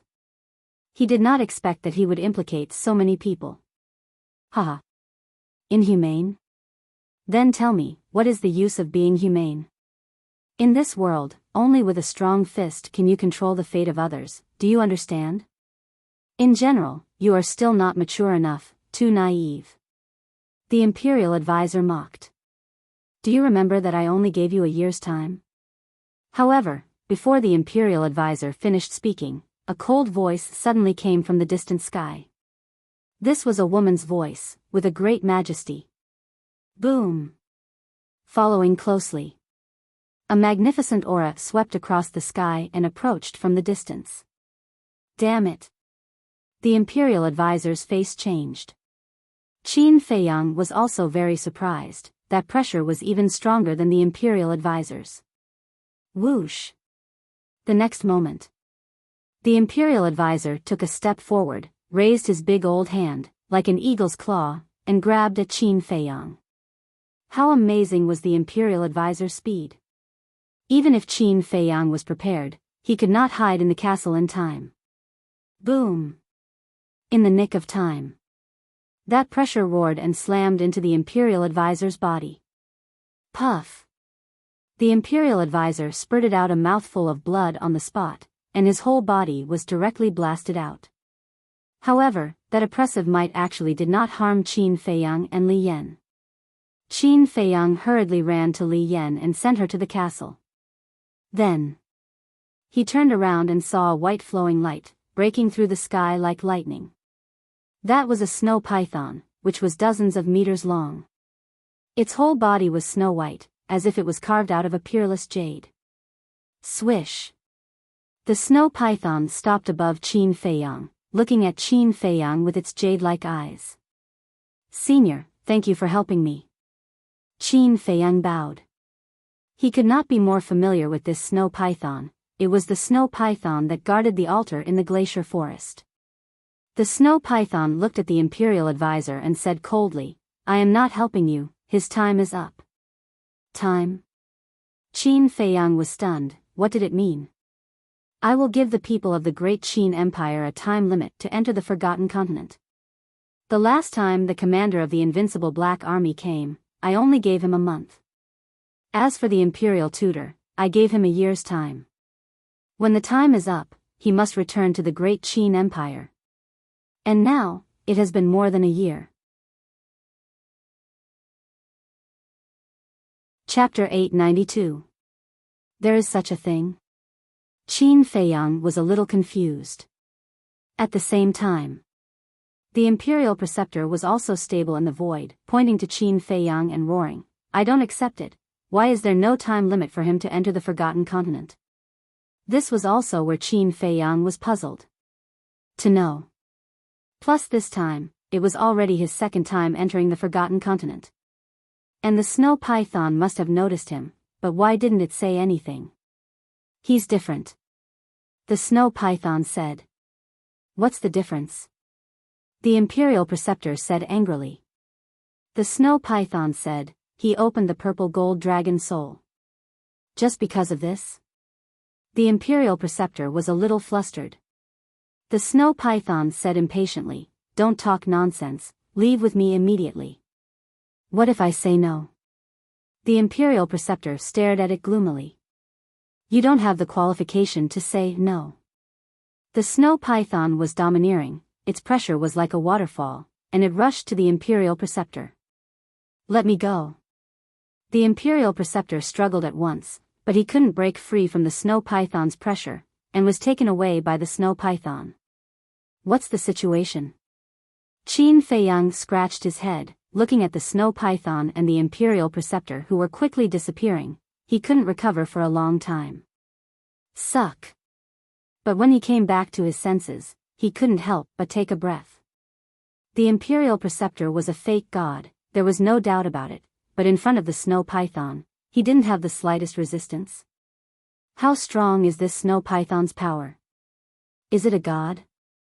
To be honest, he had already guessed that the snow python was very strong, but he didn't expect it to be strong to this extent. However, Qin Feiyang, who was in shock, didn't notice that there was a figure hidden near the black cloud mountain. But that person was covered in a layer of golden light, and his face couldn't be seen clearly. He stood in a dense forest, and seemed to be looking at the snow python and the imperial preceptor. However, after the snow python and the imperial preceptor disappeared, he also disappeared, leaving no trace. About 100 breaths passed. Shwa! Another 3 figures descended over the black cloud mountain. It was Mu Qing, the second ancestor of the Mu family, and the ancestor of the Mu family. What's the situation? The 3 of them had arrived aggressively, but when they saw that there was only Qin Feiyang at the top of the mountain, their expressions turned to one of astonishment. Qing, didn't you say that the imperial advisor of the great Qin Empire is here? Where is he? The great ancestor of the Mu family asked. He's here. Mu Qing's mind was also a mess. Whoosh! The 3 of them landed beside Qin Feiyang one after another. Mu Qing asked, where is he? By the time you came to help, I would have been dead. Qin Feiyang glanced at the 3 of them indifferently. Mu Jia's second forefather frowned. Get to the point. Qin Feiyang ignored him. He sat on the edge of the cliff with an indescribable agitation in his heart. The 3 of them looked at each other in confusion. Mu Qing seemed to have suddenly thought of something and asked cautiously, don't tell me you've reached an agreement with him? What do you think I can reach with him? Qin Feiyang sneered. He just wanted to kill the imperial advisor now. Then why didn't he kill you? Mu Qing said in a deep voice. This matter was too strange, and he had to figure it out. It's none of your business. You just need to know that he has returned to the great Qin Empire. Also, I want to calm down now, so don't bother me. Qin Feiyang waved his hand without any annoyance. Heard it. The Mu Jia's great forefather and second forefather's old faces were filled with anger. They came to help out of kindness, but he treated them with such an attitude. Mu Qing hurriedly stood behind Qin Feiyang and smiled. 2 great forefathers, please calm down. You go back first, I'll accompany him here. Humph. The 2 of them snorted coldly, opened a portal, and walked in without looking back. Mu Qing also turned around and sat beside Qin Feiyang. He did not disturb Qin Feiyang and lowered his head to think about something. At the same time, inside the castle, Li Yan, who was lying on the ground, suddenly murmured, and her eyelids moved. Wolf King raised his eyebrows and hit Li Yan on the back of her head with his paw. Li Yan fainted on the spot again. Then Wolf King looked at Fatso and the others, and said, how do you think little Qin Zi is feeling now? Lu Hong said, needless to say, he must be in pain and remorseful. This damn emperor, does he really not care about friendship? Wolf King said angrily. The pangolin sneered, don't worry, one day, he will regret it. In fact, in a word, we are still not strong enough. Fatso sighed. Wolf King and the other beasts nodded. If their strength was enough to compete with the great Qin Empire, this shit would not have happened at all. However, they had worked hard. Their current cultivation speed was not slow. But even so, they could not become as powerful as the emperor in a short time. They still needed time. At the top of the mountain, as time passed, the sun was about to set. Mu Qing, who had been silent, looked up at the setting sun and finally asked, did you learn something from the state preceptor? Qin Feiyang nodded silently. Some things have already come to this. What's the use of worrying here? It's better to find a way to get close to the chief tower master and get the Tiangang flame. When you go to the miracle, I promise, your strength will definitely improve by leaps and bounds. Mu Qing said. Is that so? Qin Feiyang turned to look at him. Of course. Mu Qing nodded. Qin Feiyang said, what if I tell you that Lu Xingchen is in a dangerous situation now? What will you do? What? Mu Qing suddenly stood up. Looking at Mu Qing's reaction, Qin Feiyang sneered, it seems that the relationship between the Mu family and Lu Xingchen is really not ordinary.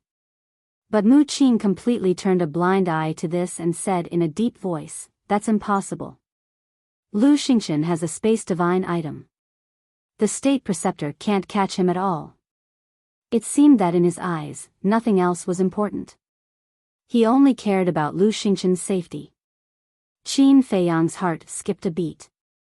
It's true that Lu Xingchen has a space divine item, but the state preceptor is a fake god after all. As long as the distance is not too far, he can sense it. What's more, the state preceptor told me personally that Lu Xingchen has been locked up in the divine prison. You have to believe that the state preceptor has no need to lie to me. And the environment in the divine prison is very bad. It is said that it is enough to make a person so desperate that he will commit suicide. Damn it. Mu Qing clenched his fists, making a cracking sound. If you're really worried, you can go to your ancestor and open the Real Spacetime Gate to rescue Lu Xingchen. Qin Feiyang said. He did this for two purposes. First, he wanted to find out whether there was a fake god or a god in the Mu family. Second, he also wanted to go back and have a look. But if he went back alone, it was tantamount to sending a sheep to the tiger's mouth. On the contrary, if the Mu family helped, the danger could be minimized. However, hearing Qin Feiyang's words, Mu Qing began to doubt. He stared at Qin Feiyang's face and said, do you swear that what you said is true? Do I still need to swear? You can imagine that anyone who is related to me is in a very bad situation now. Qin Feiyang said. Mu Qing's face became gloomy again, and he was struggling in his heart. In the end, he gritted his teeth and said, I'll go back first, you go back to the main tower by yourself. After saying that, he opened the portal and quickly rushed in. You can't beat me after all. Looking at the dissipating portal, Qin Feiyang smiled coldly and followed to the castle. When he saw Li Yan lying on the ground, his body suddenly stiffened. He saw that on Li Yan's head, there were 4 or 5 pebble-sized meat bumps. What's going on? He looked at Fatso, Lu Hong, and Wolf King. It's all because of you. Wolf King rolled his eyes. Me? Qin Feiyang pointed to his nose, stunned. It's not your fault, after all, you know so many things, you really need to calm down. But this woman, we definitely can't let her see us in the castle, otherwise she will guess your identity. So, every time she woke up, Brother Wolf went up and gave her a claw. See, it's like this now. Lu Hong laughed. Qin Feiyang couldn't help but smile bitterly when he heard this. Wolf King said, don't talk about her, let's talk about you. Are you really going to go back? Qin Feiyang said, if the Mujia's people are going, I will definitely go back. It's too dangerous. Wolf King was worried. I understand. But knowing that my mother and grandfather are suffering in the prison, how can I be indifferent? In fact, I didn't lie to Mu Qing. Lu Xingchen's situation is really dangerous now. Qin Feiyang sighed. What do you mean? Wolf King was suspicious. This time, the state preceptor didn't get Chang Shui and the castle. When he returns to the great Qin Empire, he will definitely be angry. At that time, Lu Xingchen and Ren Wushuang will inevitably become the target of his anger. Qin Feiyang said. That makes sense. Lu Hong nodded. The road ahead is long, and the safety is unpredictable.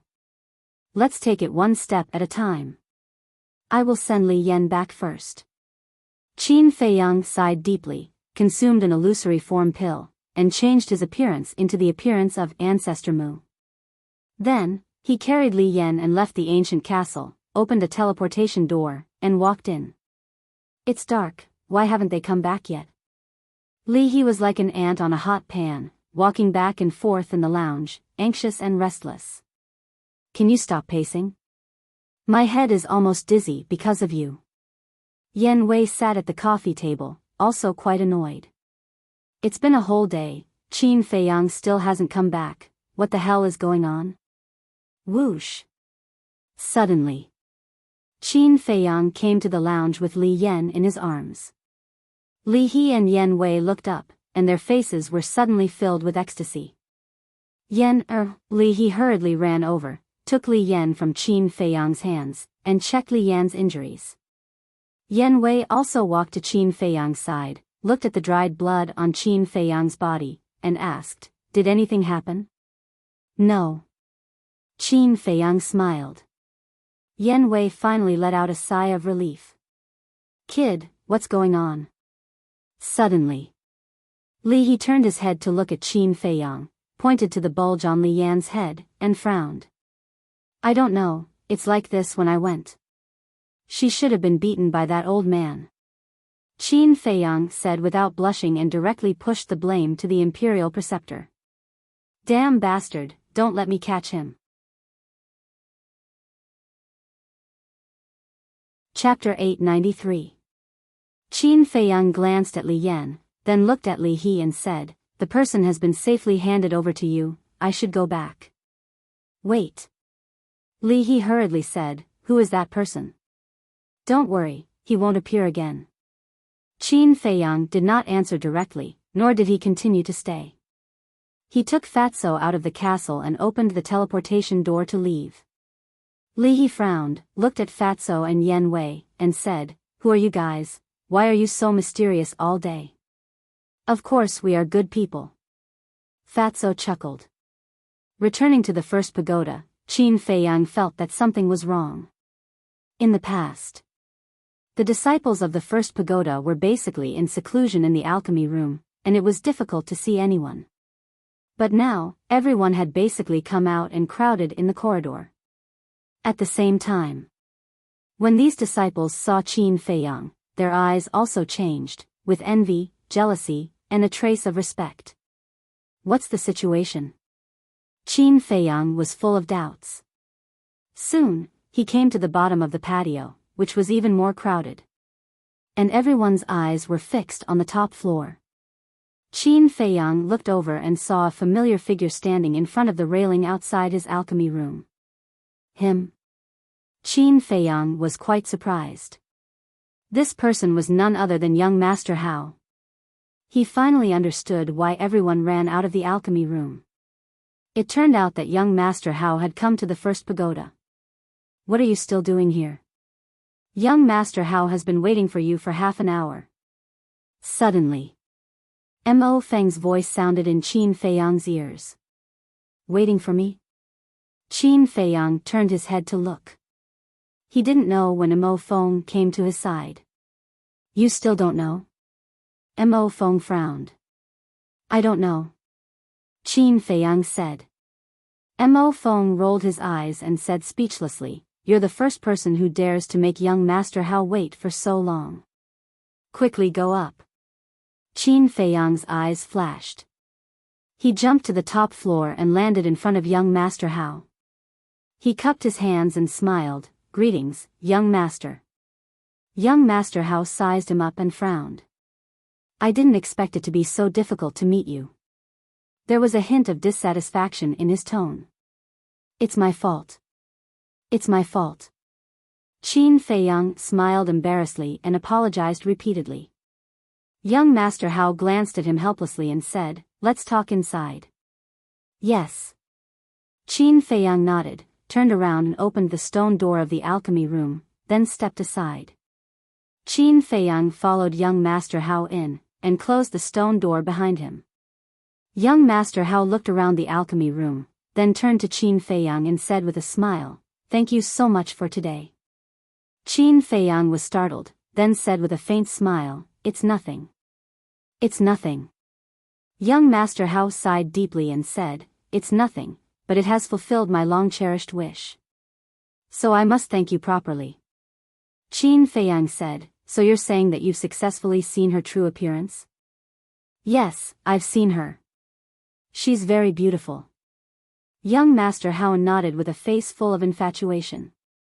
Then congratulations. Qin Feiyang cupped his hands and smiled.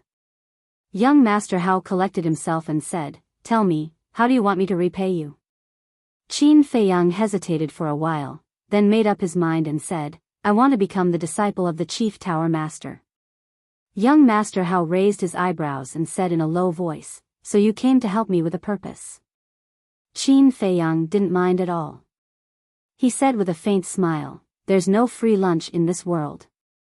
You should have heard of this saying. The five-colored crystal was with the Chief Tower Master. Only by becoming his disciple would he have a better chance." Young Master Hao laughed, but it was a sneer. "I've also learned about your situation. Level 11 mind power. And in the Chief Tower, there are plenty of people with stronger mind power than you. What qualifications do you have to become my father's disciple?" These words could be said to be merciless. "My qualifications," Qin Feiyang smiled faintly, took out a pill from his pocket, and threw it to young Master Hao. Young Master Hao caught it in his hand and looked down. His eyes were full of surprise. It was actually the Juku Yellow Dragon Pill. Whoosh! He suddenly raised his head and stared at Qin Feiyang, saying, "The Juku Yellow Dragon Pill auctioned in the trading pavilion was made by you?" Qin Feiyang nodded. This, young Master Hao was so shocked that he couldn't speak. The appearance of the Juku Yellow Dragon Pill not only alarmed others, but also the Chief Tower Master, including him. He had also been investigating the source of the Juku Yellow Dragon Pill, but he had been unable to find any clues. Of course. He had also sent someone to ask Li He, but Li He was also tight-lipped. However, he didn't expect that the mysterious person who refined the Juku Yellow Dragon Pill was right in front of him. After a while, young Master Hao came to his senses and looked at the 5 patterns on the Juku Yellow Dragon Pill, saying, "So, your mind power is not only at level 11? Isn't this obvious?" Qin Feiyang smiled. "Why hide it?" Young Master Hao frowned. "I want to keep a low profile," Qin Feiyang said. Haha, hearing this, young Master Hao couldn't help but laugh, saying, "You just entered the Central Divine Kingdom, humiliated Guoming in public, and fell out with Fu Anshan. Is this what you mean by keeping a low profile?" Qin Feiyang touched his nose and said, "Some people just like to take the initiative to put their face forward. If you don't hit him, he will feel uncomfortable." Young Master Hao was stunned and shook his head with a smile, saying, "You are very interesting, but even if you can refine the Juku Yellow Dragon Pill, it will be very difficult to become my father's disciple." "Then what else do you need?" Qin Feiyang asked. "Answer me first. Since you want to keep a low profile, why do you still want to become my father's disciple?" Young Master Hao said. After becoming the disciple of the Chief Tower Master, his identity would be different, and he would be respected by thousands. This was completely against this person's wishes. Qin Feiyang said, "I want to become stronger and get better cultivation resources." "Your ambition is not small." Young Master Hao looked at him meaningfully. "If a man doesn't have any ambition, is he still a man?" Qin Feiyang smiled faintly. "That's true. But I can't help you much in this matter, because my father is very arrogant. He may not listen to me. I can only recommend you. As for whether you can succeed in the end, it depends on your luck," young Master Hao said. Qin Feiyang was secretly happy and cupped his hands, saying, "Thank you, young master. Okay. It's time for me to go. As for this Juku Yellow Dragon Pill, I have to take it to my father. Maybe it will help you." Young Master Hao said, opened the teleportation door, and walked in without looking back. After watching young Master Hao leave, Qin Feiyang also put on a bright smile on his face. Fortunately, he went to the Dragon Phoenix house today. Otherwise, he didn't know when he would be able to make friends with young Master Hao. Buzz. At this moment, the image crystal in Qin Feiyang's arms made a sound. Qin Feiyang was slightly stunned, and then his eyes flashed. It was most likely Mu Qing. He took out the image crystal, and his battle chi surged, and a shadow quickly condensed. It was indeed Mu Qing. What's wrong? Qin Feiyang asked with a smile. We're going to the great Qin Empire. Do you want to go back with us? Mu Qing asked. Qin Feiyang's eyes flashed, and he said, Who are the people? Mu Qing said impatiently, Don't ask so many questions. Just tell me if you're going or not. It's very dangerous. Qin Feiyang frowned. Of course he had to go back, but he had to be more tactful. Otherwise, with Mu Qing's mind, he would definitely find some clues. Mu Qing said, We're just going to check out the situation. We won't do anything. What danger can there be? I see. Qin Feiyang pondered for a while and nodded. Go, when do we set off? Wait for us at the Black Cloud Mountain tomorrow morning. After Mu Qing finished speaking, the shadow quickly disintegrated. Us? Qin Feiyang was stunned, and then he smiled. These two words revealed a lot of information. Because, if Mu Qing was alone, he would definitely say, Wait for me at the Black Cloud Mountain. Instead of saying, Wait for us at the Black Cloud Mountain. In other words, Mu Qing was not the only one on this trip to the Great Qin Empire. Next, Qin Feiyang walked into the cultivation room, took out the soul refining technique, sat cross-legged on the ground, and continued to comprehend. A day passed quickly. The next day, early morning, Qin Feiyang opened his eyes, and there was a trace of confusion in his eyes. Another day and night of comprehension, but he still did not gain anything. He could not help but start to wonder if this soul-refining technique was really what he thought it was. Or was it just like what Elder Wang said? This was a kind of battle art that was even worse than a low-grade one and had no value at all? Sigh. Forget it for now. He sighed deeply, put away the soul-refining technique, got up, washed up, and prepared to go to the Black Cloud Mountain. Dong! But at this moment, there was a knock on the door. Qin Feiyang was slightly stunned. He walked to the door of the alchemy room, opened the stone door suspiciously, and saw a young man in purple standing outside. His pupils shrank when he saw this person. This person looked very young and held a jade flute in his hand. He looked elegant, but his aura made Qin Feiyang feel inexplicably terrified. It was enough to show that this was a very terrifying expert. The young man in purple sized up Qin Feiyang and asked, You're that kid surnamed Mu? Qin Feiyang nodded and said, Yes, may I ask who you are? Gongsun Bei. The young man in purple reported his name. Qin Feiyang frowned. Why did this name sound so familiar? Suddenly, he remembered. The last time he came out of seclusion, Fatso told him that there was a person called Gongsun Bei who was leading people to investigate the mysterious lady in him. In other words, the person in front of him was the person Fatso mentioned. Qin Feiyang's expression immediately became respectful. He cupped his hands and said, May I know why you're looking for this disciple? Gongsun Bei walked into the alchemy room, closed the stone door, and said, Did you really refine the Juku yellow dragon pill? Qin Feiyang nodded. He didn't expect young Master Hao to be so efficient. Seeing Qin Feiyang admit it, Gongsun Bei's face also had a hint of surprise. He asked, Then your spiritual energy? Level 20.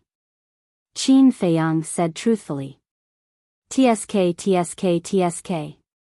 Gongsun Bei was speechless. He said, I really didn't expect you to hide it so well. Level 20 spiritual energy, this is the first time I've seen it. Thank you for the compliment. Qin Feiyang said. I'm not complimenting you. In the history of the Forgotten Continent, only one person's spiritual energy has exceeded level 20. Gongsun Bei said. Who? Qin Feiyang was surprised. Exceeding level 20, this meant that the spiritual energy was higher than his. Who was so monstrous? Why hadn't he heard of it? Our previous chief tower master, but he has already passed away. Chapter 894. Step into the Battle Saint realm in 2 years? Qin Feiyang was stunned. I know it's difficult and almost impossible, but to become the disciple of the chief pagoda master, you have to do it. Gong Sunbei said. Difficult? Qin Feiyang couldn't help but laugh in his heart. Stepping into the Battle Saint realm in 2 years was indeed an impossible task for others. But for him, it was simply too easy. Don't force yourself. In fact, with your alchemy talent, even without the guidance of the chief pagoda master, you can still make some achievements. Gong Sunbei laughed. Seeing Qin Feiyang not speak for a long time, he thought that Qin Feiyang was not confident. Okay. Disciple will definitely step into the Battle Saint realm in 2 years. Qin Feiyang nodded and said solemnly. Ah. Gong Sunbei was stunned. He thought Qin Feiyang would give up, but he didn't expect him to agree. He really couldn't figure out where this kid's confidence came from. In that case, work hard. There's one more question. Where did you get the Juku yellow dragon pill recipe? Gong Sunbei asked, his eyes shining. This is disciple's personal privacy, maybe. It's not convenient to disclose. When young Master Hao took away the Juku yellow dragon pill, Qin Feiyang had already thought that the chief pagoda master would definitely ask about the origin of the pill. So, he had already thought of a way to deal with it. The only thing he was worried about now was whether the chief pagoda master would force him to hand over the pill recipe. Hearing this, Gong Sunbei also fell silent. A pair of eyes stared straight at Qin Feiyang. The atmosphere at the scene gradually became solemn. Hee. Suddenly, Gong Sunbei laughed and said, I already guessed that you would answer me like this. Don't worry, my chief pagoda will not force any disciple to do anything. Thank you, Lord. Qin Feiyang bowed and thanked him. Work hard. Gong Sunbei patted him on the shoulder and opened a teleportation door. Qin Feiyang cupped his hands and said, Lord, I can refine the Juku yellow dragon pill. I hope you can keep it a secret. We know that. Apart from me, the chief pagoda master, and the young master, no one else will know. Gong Sunbei smiled faintly, turned around, and entered the portal, quickly disappearing. Who? What he was worried about didn't happen. Qin Feiyang was finally relieved. Next, he took out an image crystal and sent a message to Fatso. As soon as Fatso's shadow appeared, Qin Feiyang asked, Do you want to go back? Back to where? Fatso looked at him suspiciously. Great Qin Empire. Qin Feiyang enunciated every word clearly. Fatso said, So, Mu Qing has taken the bait? Don't waste time. Make a decision quickly. Qin Feiyang urged. Fatso said, I do want to go back, but what if the person who bought the herbs appears? Isn't there still Yen Wei? Tell him to keep an eye on them. Qin Feiyang said. Okay, I'll go tell him right away. Wait for me. Fatso nodded and turned off the image crystal. Black Cloud Mountain. As the sun rose, everything came back to life. Swoosh. 2 figures descended above Black Cloud Mountain. One of them was Mu Qing. The other person was wearing a black robe with a hat on his head that covered his entire body.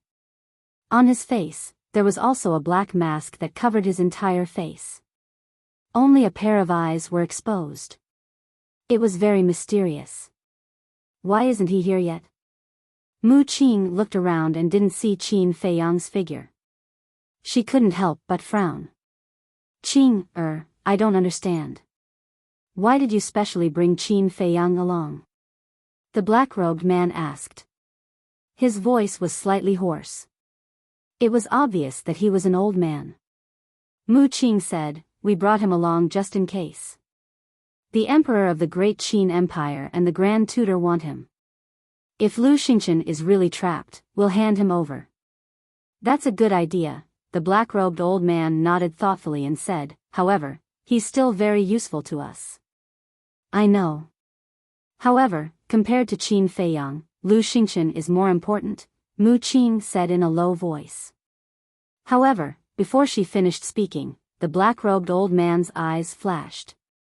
He looked up at the sky and said, "Someone's coming." Mu Qing immediately stopped talking and looked up. Whoosh! In the next moment, two figures appeared in the sky at the same time. They were Qin Feiyang and Fatso. When they saw the black-robed old man, their eyes immediately trembled. This person didn't have any aura, but he gave them an unprecedented sense of danger. Mu Qing frowned and said, "Can you guys not be so slow when doing things? You talk too much." Fatso rolled her eyes at him. Whoosh! The two of them landed on the mountain peak. Qin Feiyang glanced at the black-robed old man, then looked at Mu Qing and asked, "This is?" "You can call him Yiglao.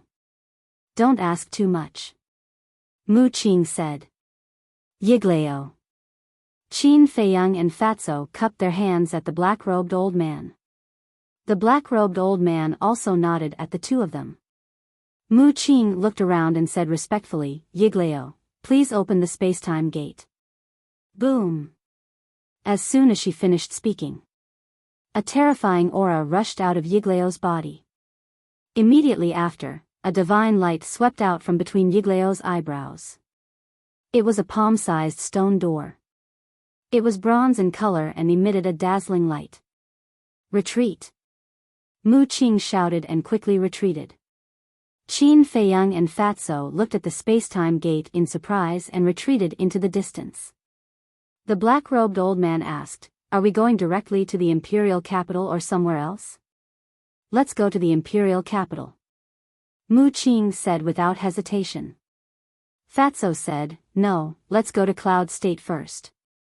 Mu Qing turned to look at Fatso and raised her eyebrows slightly. "It's time to settle some scores," Fatso said in a deep voice. His eyes flashed with a shocking cold light. Qin Feiyang glanced at him, then looked at Mu Qing and said, "Let's go to Cloud State first." He knew why Fatso wanted to go to Cloud State first. Kill the governor of Cloud State.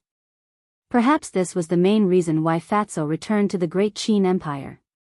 Mu Qing glanced at the two of them and said, "I think I need to make it clear to you that the space-time gate can only be used once a day. Don't you still have a fake space-time gate? When we go to Cloud State and fulfill Fatso's long-cherished wish, we can use the fake space-time gate to go to the imperial capital. It won't take much time," Qin Feiyang said. "So troublesome." Mu Qing grumbled in annoyance and nodded to the black-robed old man. The black-robed old man said, "Give me the coordinates." Qin Feiyang immediately gave the coordinates of Cloud State to the black-robed old man. The black-robed old man raised his arm and pointed his index finger at the space-time gate. A dazzling battle aura gushed out from his fingertip and poured into the space-time gate. When the battle aura surged, the three of them felt a mighty divine aura surging out in all directions. "This is," Qin Feiyang's eyes widened. He had encountered such a divine aura before. It was when he faced the imperial advisor. "Didn't you say that your Mu family doesn't have any fake gods? Then who is he?" He looked at Mu Qing, his eyes shining. Mu Qing glanced at him coldly and said nothing. She then looked at the black-robed old man. Qin Feiyang raised his eyebrows and looked at Fatso. He didn't continue to ask. Clang! Suddenly, a loud sound exploded in this place. It was like rolling thunder, shaking the sky and the earth. The palm-sized space-time gate began to expand in the wind, emitting a dazzling light. It was like a scorching sun descending, and gradually filled with a wisp of divine aura. As the space-time gate grew bigger, the divine aura became more terrifying. The mountains, rivers, and earth began to tremble. The fierce beasts in the mountain stream crawled on the ground in fear. Qin Feiyang glanced at the trembling mountains and looked at the back of the black-robed old man. There was an imperceptible light in the depths of his eyes. Regardless of whether he could save his mother this time, at least he had figured out the foundation of the Mu family. Suddenly, he noticed that the black-robed old man's body was also trembling slightly, as if he was a little weak. What's going on? Qin Feiyang looked at Mu Qing. It takes a lot of energy to revive the space-time gate. Yiglao can only barely revive it. Mu Qing said in a low voice. There was a trace of worry between her eyebrows. Time passed breath by breath. Yiglao trembled more and more violently. Moreover, his body had also become thinner. This was caused by excessive consumption of blood and qi. Fatso said, if he can't be revived, I'm afraid he will be sucked dry by the space-time gate. Don't worry. Although it's difficult, he can still be revived. Because last time, when Shui and I went to the 9 Nether Underworld, it was Yiglao who revived the space-time gate. But after that, he needs to recuperate. Mu Qing said. Qin Feiyang and Fatso looked at each other. They didn't expect that it would be so difficult for a fake god to revive a divine artifact. Revive. About 100 breaths. Yiglao suddenly shouted. The space-time gate, accompanied by a loud sound, expanded to several feet high, releasing a shocking aura. At this moment, the void shattered, and the earth sank. The black cloud mountain also shattered in an instant, turning into ashes. Let's go. Following closely. Yiglao shouted in a low voice, turned into a stream of light, and rushed into the space-time gate without looking back. Is he going to? Qin Feiyang asked. Nonsense. The Imperial Preceptor already knows that you are in the Forgotten Continent. The teleportation altar in the Butterfly Valley must be heavily guarded. If Yiglao doesn't go, how can we come back? Mu Qing rolled her eyes at him and rushed towards the space-time gate. Qin Feiyang and Fatso looked at each other and quickly followed. Finally, the three of them entered the space-time gate one after another. And at this moment, the golden figure that appeared again and again appeared in the distant void, looking at the space-time gate. The golden light enveloped his entire body. His face couldn't be seen clearly, and it was impossible to guess what he was thinking at this moment. When the space-time gate disappeared, he disappeared without a trace again. At the same time, Cloud State, above the city. Boom! Clang! A series of loud sounds suddenly resounded. In the sky, the wind and clouds were surging. What's going on? The people in the city gathered on the streets, looking at the sky. Look, that void is broken. Suddenly, someone pointed to a certain place in the sky, only to see that the void there was crazily cracking inch by inch. The void is broken. Could it be that some rare treasure has appeared? Chapter 895. The wind howled and the void cracked. It was a terrifying scene. Everyone thought that some kind of supreme treasure had appeared in this world. Whoosh! 11 figures flew into the sky and stood above the city. The leader was a white-haired old woman.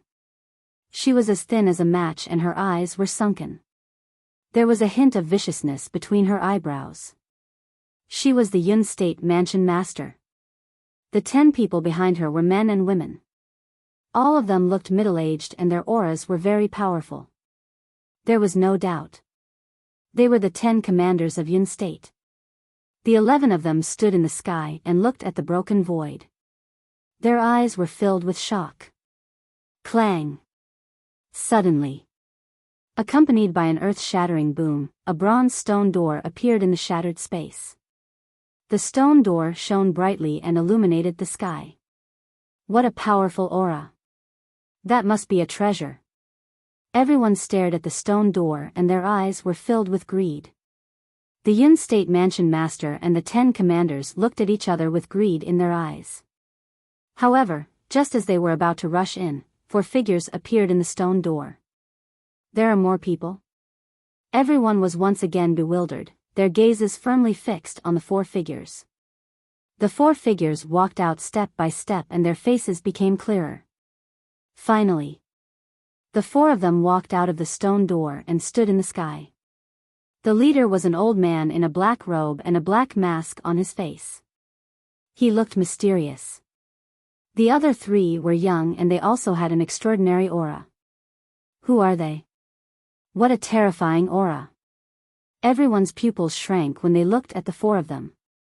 The Yun State Mansion Master and the 10 commanders were even more shocked. Due to the fact that they were stronger than the others, they were able to sense the danger brought forth by those four people even more. Especially the old man in the black robe. In the eyes of the Yun State Mansion Master and the others, he was like the god of death. They're finally back. One of the young men in white looked at the sky and muttered to himself. Yes. Everyone is here. One of them nodded and glanced at the four of them. His eyes were filled with coldness. Who are you? The Yun State Mansion Master swallowed and asked carefully. Who are we? The young man in white mumbled, we are your nightmares. The Yun State Manor Lord frowned. What did he mean by that? Why couldn't he understand? Don't worry. You'll understand soon. The white-robed young man grinned.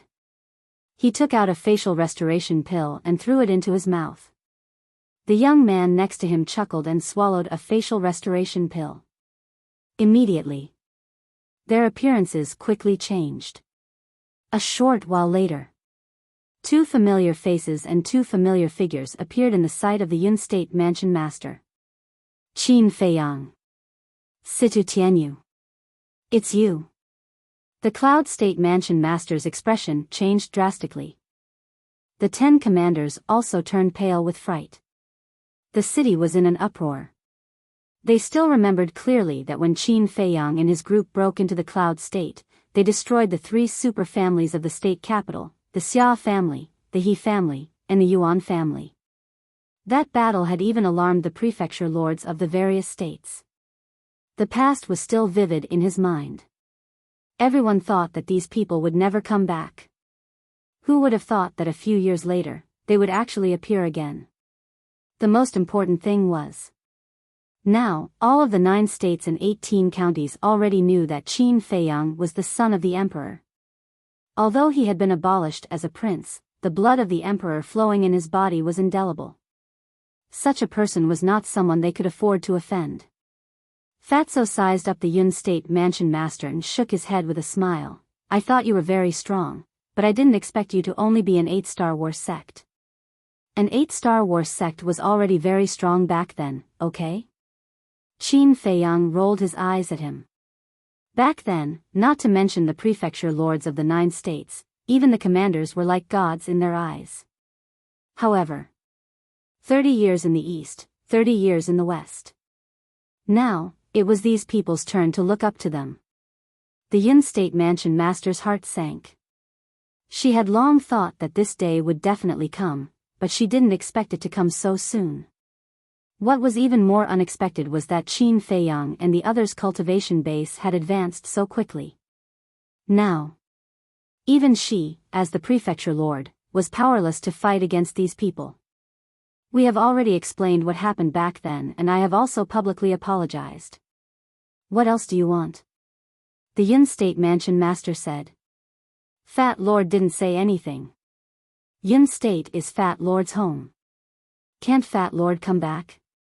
Fatso said. Yes. But now, you are wanted criminals. The Yun State Mansion Master said. Fat Lord knows that those old things in the imperial capital will definitely want us, but so what? Fatso smiled disdainfully.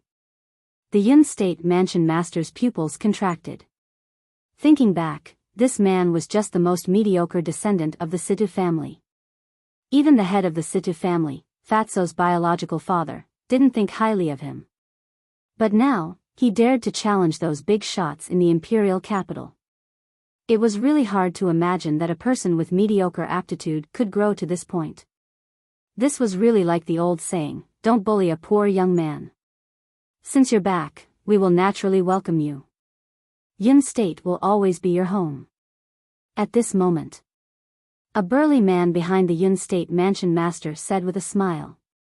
This person was about 1.9 meters tall. His upper body was exposed, and his bronze-colored skin and bulging muscles were filled with a valiant aura. The fatty looked at the burly man, and the corners of his mouth lifted slightly. If I remember correctly, you are Mo Wuxian's grandfather, Mo Jun. Am I right? Yes. Mo Jun nodded. We killed your grandson. Don't you hate us? Fatso teased. Mo Jun sighed deeply and said, the past is the past. What's there to hate? Of course, he hated them. But now, he had to suppress this hatred. Because this was the only way to save his life. This was the only way to appease these people. As long as he could appease them temporarily, they would have a chance to report this matter to the imperial capital. When the people from the imperial capital arrived, the new and old grudges would be settled together. You sound sincere, but why doesn't Fat Lord believe you? Fatso looked at him mockingly. Mo Jun said, it doesn't matter if you believe me or not. I've already let go of this matter. But I haven't. Fatty suddenly roared. Like a mad beast, he stared deadly at the Cloud State Manor's lord and the others. Every time I sleep, I hear the screams and pleas of my clansmen, my father, my mother, my grandfather. Those familiar faces always appear in front of my eyes. Their faces are filled with helplessness and unwillingness. They seem to be asking me why the Sita clan is so loyal to Yun State, the Mansion Master, and the Great Qin Empire. But why did they end up like this? Do you know how I've been through all these years? Every day feels like a year, and I'm living a life worse than death. I've been thinking, why is the heavens so unfair? Not only were the good people framed and slaughtered, but they also had to bear the infamy for more than 10 years while the bad people were able to live freely in the world. In the end, I finally found the answer. This is the way of the world. You can't blame others, you can only blame yourself for being too useless. That's why I have to learn to be strong and become stronger. I want to trample all those who humiliated me under my feet. Fatso muttered to himself as a terrifying murderous aura gradually emanated from his body. Looking at Fatso, the Yun State Mansion Master and the 10 great commanders could not help but feel a sense of panic that could not be dispelled. The Yun State Mansion Master said, I'm very sorry about what happened to your Sita clan. But at first, I didn't know it was the He clan who framed you. Then why didn't you investigate clearly before giving the order? Fatso roared. The Yun State Mansion Master panicked. Fat Lord, let me tell you, why didn't you investigate? Because you are the high and mighty Mansion Master, and no matter how strong my Sita clan is, we are just a dog by your side. We are dispensable. Is that right? Fatso said. It's not like that, the Yun State Mansion Master shook his head. If you don't even dare to admit this, what right do you have to sit on the Mansion Master's seat? What right do you have to control the life and death of my Sita clan? You don't know right from wrong and don't understand reason. You bastards, all of you will die today. Fatso was furious, and the aura of a 9-star battle master erupted like a volcano. At the same time, he activated the dragon transformation art and transformed into his battle form. Run! The Yun State Mansion Master roared. With the cultivation of a 9-star battle master and the enhancement of a perfect battle art, no one in the entire Yun State could match him. No one can leave. Fatso roared, and like a violent beast, he crossed the void and landed in front of a commander with one step. No! He was now a dragon-shaped violent beast. The fan-sized dragon claw reached out and crushed the commander's head. Blood splattered across the sky. Too strong. Seeing this scene, the other 9 commanders trembled in fear. Their faces were pale, and they couldn't summon the slightest bit of courage to fight. The souls of my Sita clan need your blood as a sacrifice. Fatso's killing intent erupted. He attacked with both hands and instantly killed 2 more commanders. Blood dyed the void red. The people in the city below were scared out of their wits. In their eyes, the 10 commanders were invincible. But at this moment, in front of Situ Tianyu, they were like clay chickens and pottery dogs, unable to withstand a single blow. His strength was too terrifying, wasn't it? How many years had it been, and he had become so strong? How did he do it?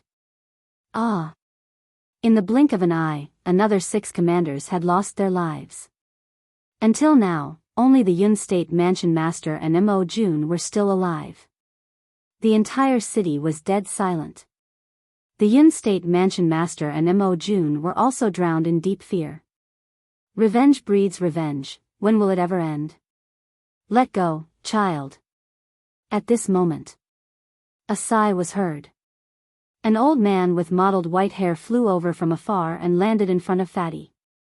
He looked even older than the Yun State Mansion Master, but his aura was stronger than the Yun State Mansion Master. 9-star Battle Master. You are? Fatso frowned. Chapter 896. So it's you. Fatso suddenly realized and said, "Are you planning to help them?" The old man said, "I won't help anyone, I'm just here to resolve this hatred." The seed of hatred has already sprouted, it's not something you can resolve just because you say so.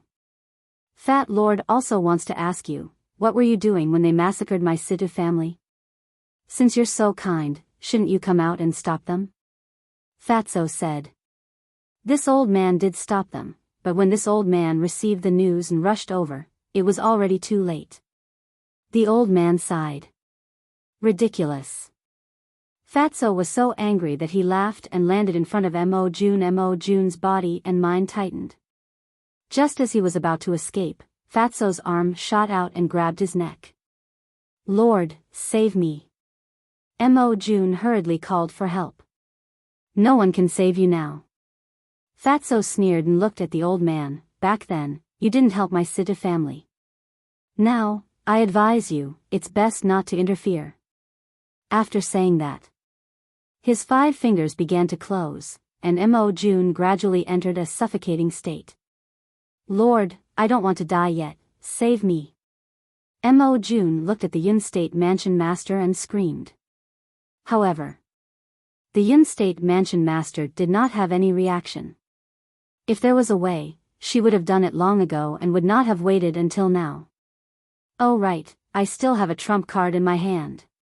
Suddenly, she seemed to have thought of something and hurriedly looked at Fatso and shouted, "Let him go immediately, or I'll kill Situ Hai." Uncle Hai? Fatso was shocked. He stared at the Yun State Mansion Master and said angrily, "What did you do to Uncle Hai?" Back then, when you went to the capital, I guessed that this day would come. So I asked Mo Jun to investigate Situ Hai's hiding place. Heaven will not let down those who work hard. Last year, we finally found his whereabouts and found the cemetery where your clansmen were buried. At that time, we caught him. As for his safety, it's fine now, but if you dare to continue to be presumptuous, then it's hard to say. The Yun Prefecture Master sneered coldly. Fatso's eyes darkened as he let go of Mo Jun. Mo Jun immediately ran towards Yun State's Manor Lord, his entire body drenched in cold sweat. Fatso said, "Hand over Uncle Hai, and Fat Lord will leave your corpses intact.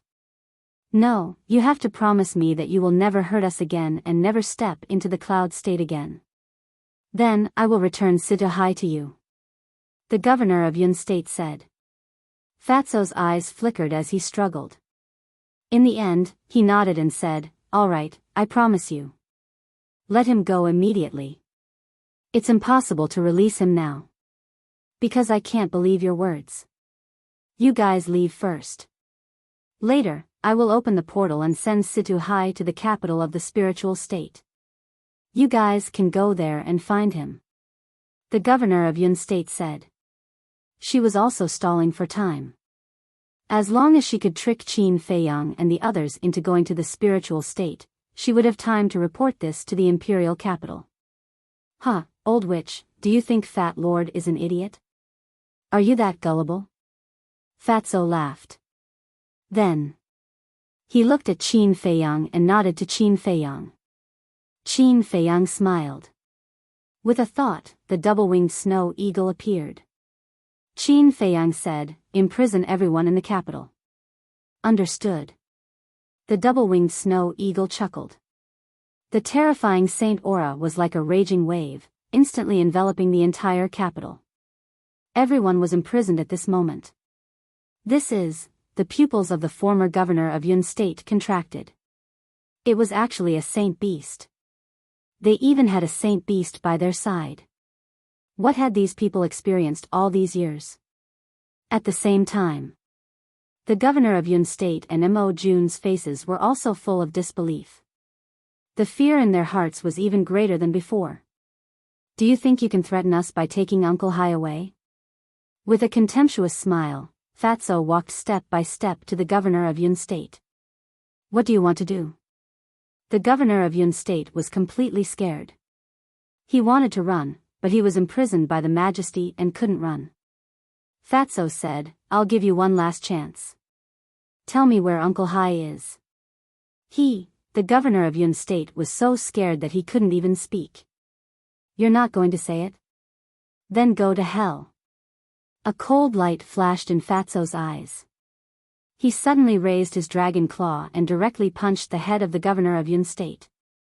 Blood splattered all over Mo Jun, who was beside him. Immediately, Mo Jun's entire body was cold, his face was pale, and his soul was scared away. Shwa.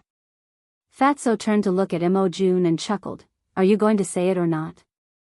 That smile, in Mo Jun's eyes, was like the god of death waving at him.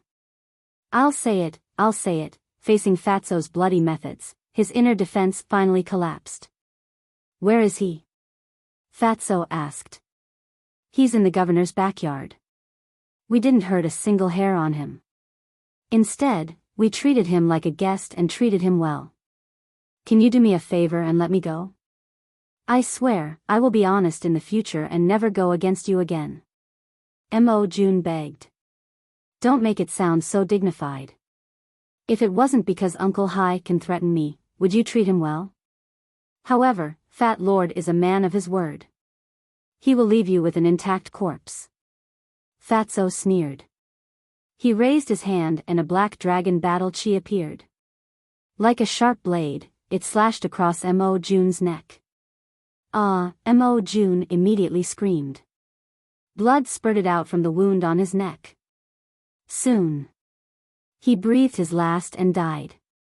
And Fatso's face didn't have the slightest hint of joy. Instead, there was a trace of disappointment that couldn't be removed. He stood in the air for a long time without saying a word.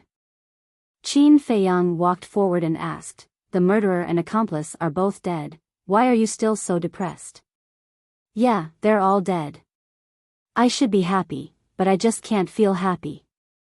Fatso raised his head and looked at Qin Feiyang, his eyes full of confusion. Qin Feiyang smiled and said, it's emptiness, right? It's like you've lost your goal and have no motivation. Fatso nodded. I can understand.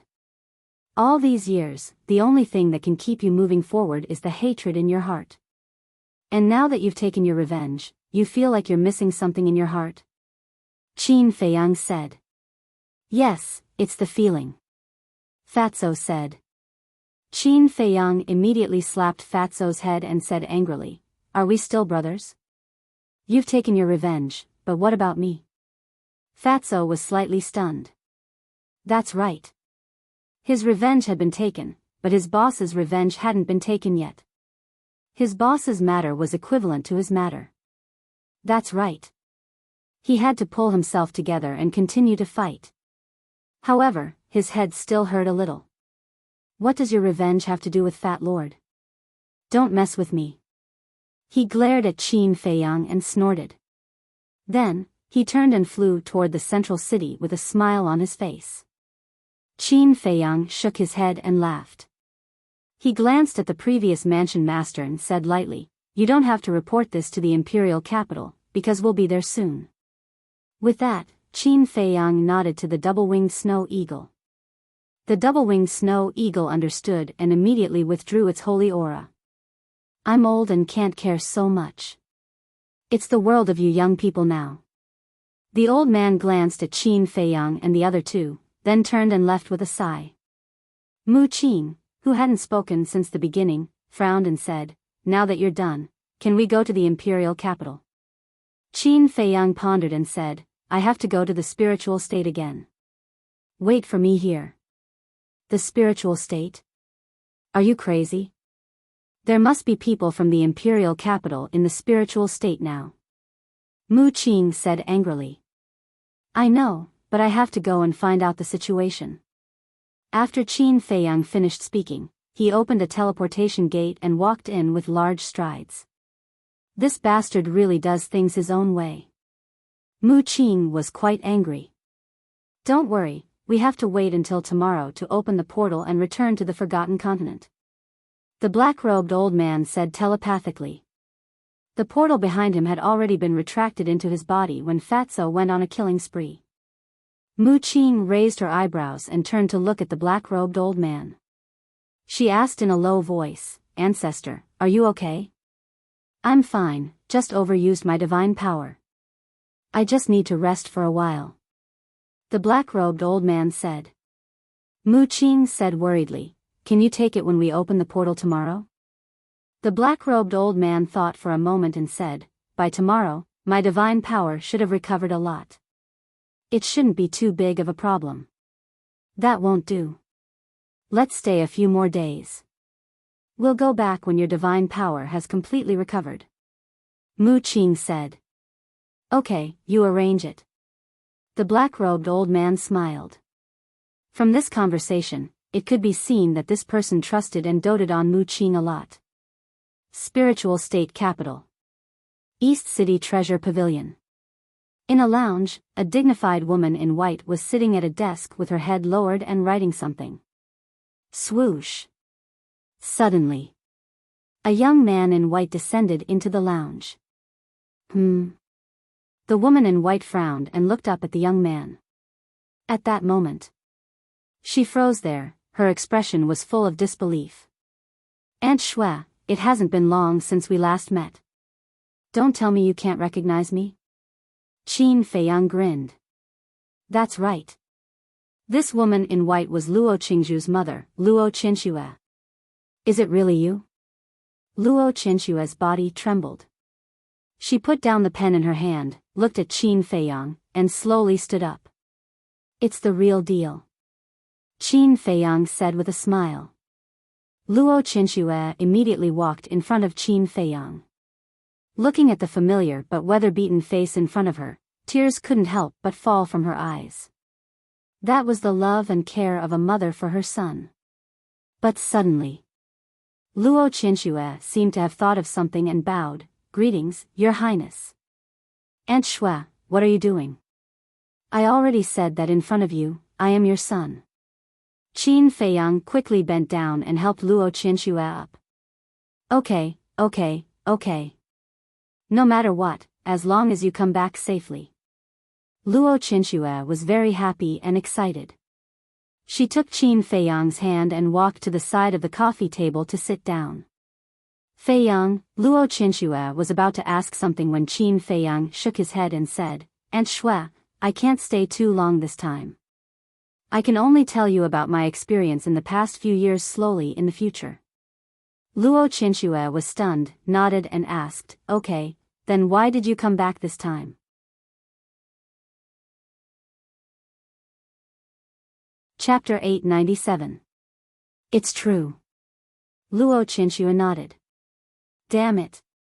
Qin Feiyang clenched his fists, and his eyes flashed with a shocking light. Originally, the people in the capital wanted to take me, and Yan Nanshan away. In the end, they let us go under the pleas of Wang Hong and the old master. Luo Qinxue sighed. Qin Feiyang asked, "Is the current governor of the spiritual state still Wang Hong?" "It's him. But he's just a figurehead. Now, there's a large group of invincible black army guarding the city. They won't leave until they catch you," Luo Qinxue said. Qin Feiyang blamed himself. "It's all my fault." "Don't say that. Whether it's me or the old master, we all treat you as our own child. As long as you're fine, we'll be at ease. Luo Qinxue patted the back of Qin Feiyang's hand and comforted him. But Aunt Shui, I can't be at ease. Qin Feiyang lowered his head, his face full of pain. If Luo Qinxue scolded him or beat him up, he would feel better. But the more she did, the more guilty he felt. Okay, don't blame yourself. Life is short. What you need to do now is to stay alive. Only when you're alive will there be hope. Luo Qinxue touched Qin Feiyang's head dotingly and said. Okay. Qin Feiyang nodded, suppressed his emotions, and asked, Where's Yi Yuanming? Why don't I see him? He's at the auction house. If you want to see him, I'll call him over now. Luo Qinxue said. No need. The fewer people who know about my return, the better. Qin Feiyang waved his hand and smiled. After a moment of silence, he asked, How's Yi? That girl is working very hard. Since you left, she has been in seclusion. Now, it's said that she has suddenly become a 9-star combat emperor. Oh right, there's another little girl. She's on very good terms with Yi now. Yan Nanshan likes her a lot too. I asked Yan Nanshan last time. He said that the girl was your little girlfriend. Is that true? Luo Qinxue looked at Qin Feiyang curiously. Little girlfriend? Qin Feiyang was stunned. Why didn't he know that he had a little girlfriend? Suddenly, a peerless beauty appeared in his mind, and he hurriedly asked, What's her name? What does he look like? She's called you, She has long golden hair and always wears a light golden dress. Anyway, she's very pretty. Luo Qinxue said. That's her. Qin Feiyang smiled bitterly. Is she really your little girlfriend? Luo Qinxue was surprised. I guess so. Qin Feiyang sighed deeply and asked, Is she also in the temple? Yes. Furthermore, her cultivation speed is not the slightest bit inferior to Yi's. Right now, she and Yi are known as the twin prides of the inner palace. Luo Qinxue said. What's the point of this? Qin Feiyang sighed inwardly. The person that Luo Qinxue was talking about was definitely the mermaid princess. In order to follow in his footsteps, she actually left the Sea of Despair. Didn't she know how dangerous it was for people on land? If her identity was exposed, not only would she suffer, but the entire mermaid clan would also be implicated. Was it worth it to take such a huge risk for him? What a silly woman. I can't tell. He's usually an honest child, but he's actually hiding a little beauty in the dark. How is it? When are you going to bring her to see me personally? Luo Qinxue didn't know about this and teased. She's in the city now. You can see her anytime you want. Do you still need me to bring her here? Qin Feiyang smiled bitterly. How can it be the same? Luo Qinxue said with a straight face. Yes, yes, yes. When I have time, I'll definitely bring her to see you personally. Qin Feiyang was rather helpless. Luo Qinxue shook her head and laughed. She said with a serious face, Let's stop joking. What do you plan to do next? Qin Feiyang said, I'll go to the imperial capital later and see if I can save my mother. As for the future, let's talk about it later. Going to the imperial capital with your current strength, isn't it like sending a lamb to a tiger's den? Luo Qinxue was shocked. I know, but I can't control myself. If I don't go, I'm afraid I can't cultivate in peace. Qin Feiyang said. Luo Qinxue fell silent. After a long while, she smiled and said, If you want to go, then go. But remember, you must survive. Okay. Qin Feiyang nodded. He took a deep look at Luo Qinxue and stood up resolutely. He opened the portal and left. Yunzhou. In the sky above the city. Fatso had already returned. Beside him was a skinny old man in black. It was Sitahai. Greetings, Your Highness. Seeing Qin Feiyang appear, Situ Hai immediately bowed. Back then, when he learned that Qin Feiyang was the son of the emperor, he was also greatly shocked. It was only then that he understood why Fatso would follow this person so loyally. Qin Feiyang smiled and said, "I'm no longer your highness. Elder, you don't have to be so polite." No. Even if you're no longer your highness now, I should thank you for taking care of Tianyu all these years. Situ Hai said. Qin Feiyang smiled and didn't say anything else. Can we go now? Mu Qing looked at them and said impatiently. Let's go. Qin Feiyang said. Wait. Situ Hai quickly reached out his hand and turned to Fatso. He said, Tianyu, come with me. I want to talk to you privately. Okay. Fatso nodded and followed Situ Hai to the side. Situ Hai turned around and glanced at Qin Feiyang. He said through voice transmission, Tianyu, I know there are some things that I can't say, but I really can't hold it in. What? Fatso was puzzled. Although everything you have today is because of Qin Feiyang, you've been at his beck and call all these years. It can be said that you've repaid him a lot. Situ Hai thought to himself. Fatso raised an eyebrow and said, What are you trying to say? What I'm trying to say is that now that he's going against the emperor, he won't have a good ending. It's best that you leave him. Situ Hai said. Uncle Hai, you're asking me to be an ungrateful person. Fatso said angrily. This isn't being ungrateful. It's being sensible. You're the only heir left in the Situ family. Nothing can happen to you. Moreover, who's the emperor? He's the ruler of the great Qin Empire. You can't fight against him at all. So, Tianyu, listen to my advice and leave him. I believe Qin Feiyang can understand you. Situ Hai tried his best to persuade him. Shut up. Fatso was angry. I, Fatso, may not be a powerful person, but I still know the word loyalty. We'll share blessings and misfortunes. No matter what the future is, I'll always be with you. Uncle Hai, I don't want to hear these words a second time. You should leave Yun State as soon as possible. The death of the Yun State Mansion Lord will be known by the people in the imperial capital sooner or later. When they investigate, you'll be the first to be taken away. After Fatso finished speaking, he turned around and walked toward Qin Feiyang. There was a trace of disappointment in his eyes. He was disappointed in Situ Hai. Sigh. What a silly boy. Situ Hai let out a long sigh and didn't send Fatso and Qin Feiyang off. He turned around and flew out of the city, looking extremely lonely. Qin Feiyang glanced at Situ Hai's back, then looked at Fatso and said, He's actually concerned about you. You know?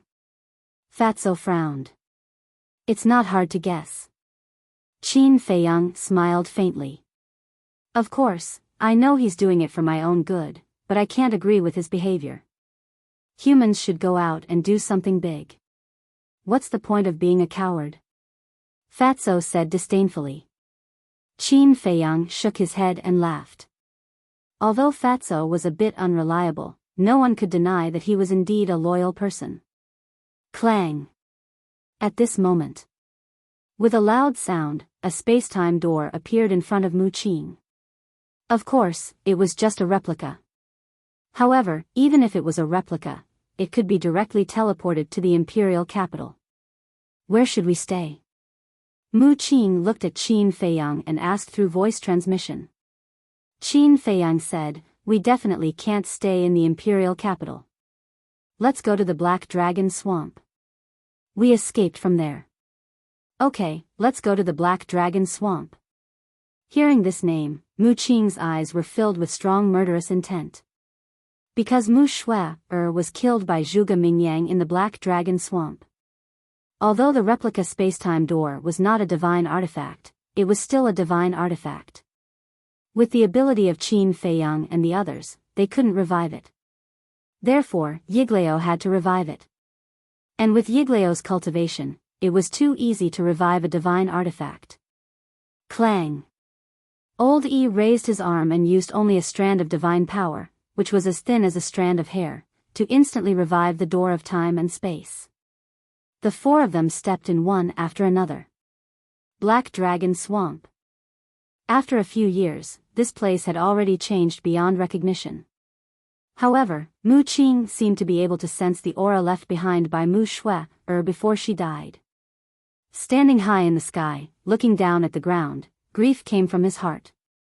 Why don't we just get rid of Zhuge Mingyang this time? Fatso said. Mu Qing wasn't the only one who hated Zhuge Mingyang. Qin Feiyang and Fatso also wanted to kill him. Phew. A moment later. Mu Qing took a deep breath and said, Zhuge Mingyang must die, but that's only secondary. Let me contact Lu Xingchen first. As he spoke, he took out the image crystal and poured his battle qi into it.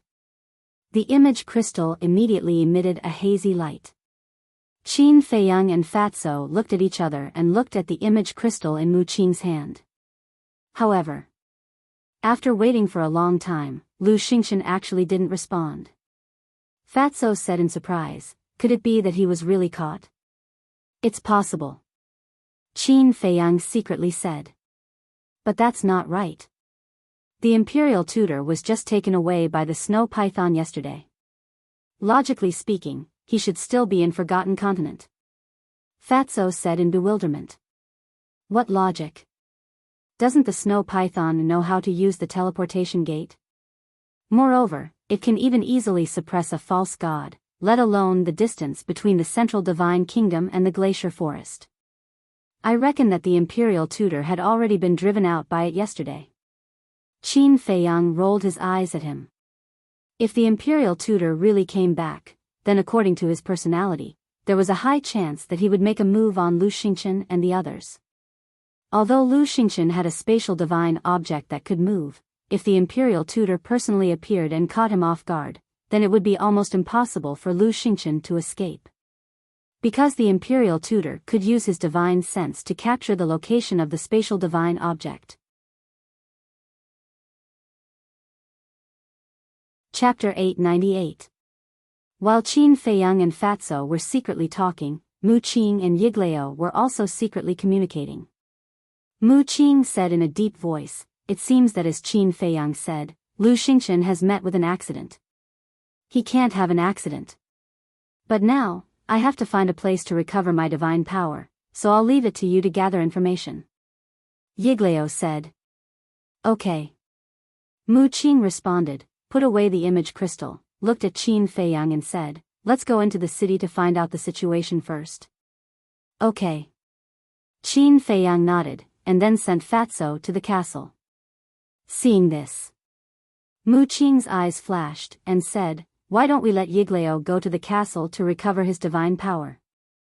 In this way, if anything happens to us in the city, he can help us in time. That's not necessary. As long as we are careful, there shouldn't be any big problems. Qin Feiyang said. What kind of joke was this? Letting a fake god go to the castle, wouldn't he be able to do whatever he wanted? Mu Qing frowned and said helplessly, we are now grasshoppers on the same rope. Is there a need to be so careful? Qin Feiyang said with a faint smile, it's hard to know what's in a person's heart. It's better to be careful. Mu Qing was seething with anger. Qing, don't force me. I can find a place anywhere. Yiglao said with a smile. Okay. Mu Qing took a deep look at Qin Feiyang, took out a phantom elixir, and changed into a sallow and emaciated young man.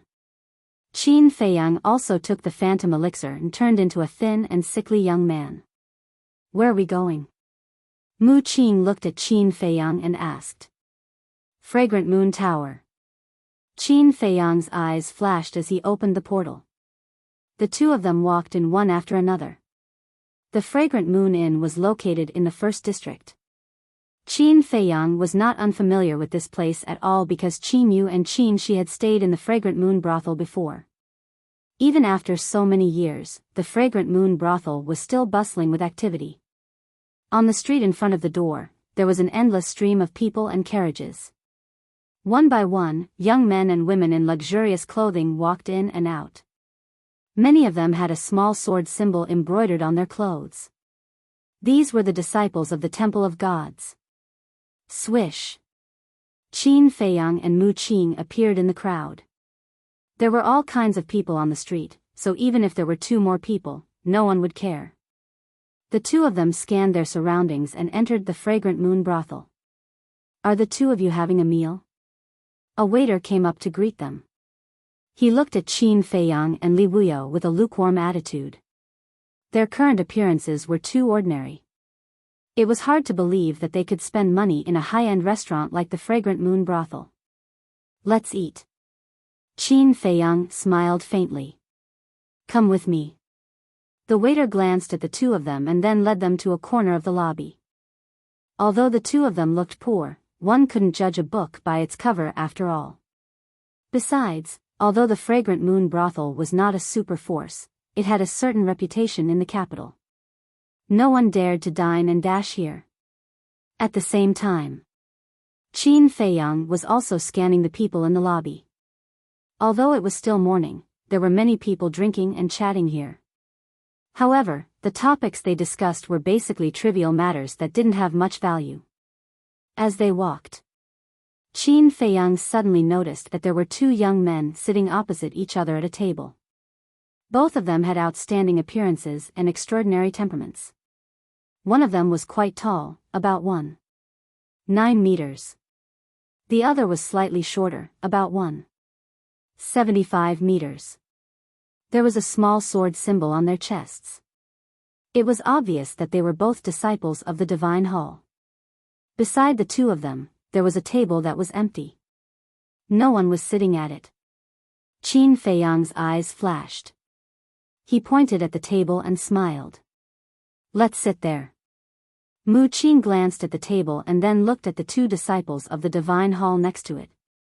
He immediately understood Qin Feiyang's intention. He shrugged and said indifferently, "Anything is fine." The waiter led the 2 of them over. "What would you like to order?" After Qin Feiyang and Mu Qing took their seats, the waiter asked with a smile. Qin Feiyang smiled and said, 2 pots of wine first and a few dishes to go with the wine." "That's all." "Okay. Wait a moment." The waiter shouted, then turned around and ran away in a hurry. Mu Qing glanced at the 2 disciples of the Divine Hall and then looked at Qin Feiyang. He smiled and said, "I haven't been to the capital for many years. I wonder if there have been any changes?" As he spoke, he winked at Qin Feiyang. Qin Feiyang understood and whispered, "I heard that all the princes were killed. I don't know if it's true or not." Although he deliberately lowered his voice, the 2 disciples of the Divine Hall next to them still heard it clearly. The 2 of them couldn't help but turn to look at Qin Feiyang and Mu Qing, frowning slightly. Qin Feiyang and Mu Qing pretended not to see it and continued their discussion. After a while, the waiter brought 2 pots of wine and 4 dishes. He put them on the table and then turned to leave. The 2 disciples of the Divine Hall were still paying attention to Qin Feiyang and Mu Qing. Qin Feiyang and Mu Qing looked at each other with an imperceptible smile in their eyes. Then, the 2 of them drank and discussed as if nothing had happened. "You 2, just have a few words. Don't keep talking." The short young man finally couldn't help but turned to Qin Feiyang and Mu Qing and whispered. Qin Feiyang and Mu Qing looked at the man suspiciously. The short young man said, "I'm doing it for your own good. If you continue to talk, you may die." Qin Feiyang and Mu Qing looked at each other, their eyes full of surprise and doubt. Mu Qing whispered, "Brother, what do you mean?" The tall young man rolled his eyes and said, "It means that the topic you are talking about is already a taboo in the capital." "Taboo? So the princes were really killed?" Qin Feiyang said in surprise. "Shoo." The 2 disciples of the Divine Hall suddenly changed their faces and hurriedly made a gesture to Qin Feiyang to keep quiet. Qin Feiyang also immediately covered his mouth, pretending to be frightened and glancing around. "Let me tell you," the short young man wanted to say something, but he stopped and waved his hand. Forget it, I won't say anything. If you want to die, continue your discussion. Brother, what's going on? Don't keep us in suspense. Qin Feiyang transmitted his voice with a curious expression. How about this? A few days ago, we happened to get a spiritual sea pill. If you two are willing to tell us, we'll give it to you for free. Mu Qing offered a tempting offer. A spiritual sea pill. The two disciples' eyes lit up. Although they were disciples of the Divine Hall, the spiritual sea pill could repair their sea of qi. It was extremely precious for them. The two disciples looked at each other and pondered for a moment. The tall young man asked, "Do you really have a spiritual sea pill?" Mu Qing took out a spiritual sea pill from his Qingkuan bag, shook it, and quickly put it away. The spiritual sea pill only had one stripe. Even so, the two disciples were still tempted. The short young man looked around and whispered, "We can't talk about this here. After all, there are too many people here." Understood, understood. Mu Qing nodded repeatedly. Then, he and Qin Feiyang looked at each other. A glint flashed in their eyes. Then, they looked up at the busy waiter and waved at him. "Come here." The waiter trotted over and asked with a smile, "Sir, what can I do for you?" "Arrange a private room for me. In addition, the previous expenses of the two guests here will also be charged to me." Mu Qing pointed at the two disciples of the Divine Hall and smiled. They had heard of it. The two disciples were overjoyed. The two of them were disciples of the Sacred Hall, so this sort of expenditure was nothing to them. However, they were very satisfied with Mu Qing's attitude. A private room? But the waiter was stunned. "Are you afraid that we don't have the money to pay?" Mu Qing raised his eyebrows. He took out the spiritual sea pill and shook it in front of the waiter. "No, no." The waiter shuddered and quickly shook his head. A flattering smile appeared on his face. What a joke. How could he be poor if he even had a spiritual sea pill? This was also true to the saying, "You can't judge a book by its cover." Fortunately, they did not offend them before. Otherwise, they would be in trouble. "Then why don't you hurry up? We still have to entertain our distinguished guests," Mu Qing said with a sullen face. Hearing the words, "distinguished guests," the two disciples of the Divine Hall also stood up.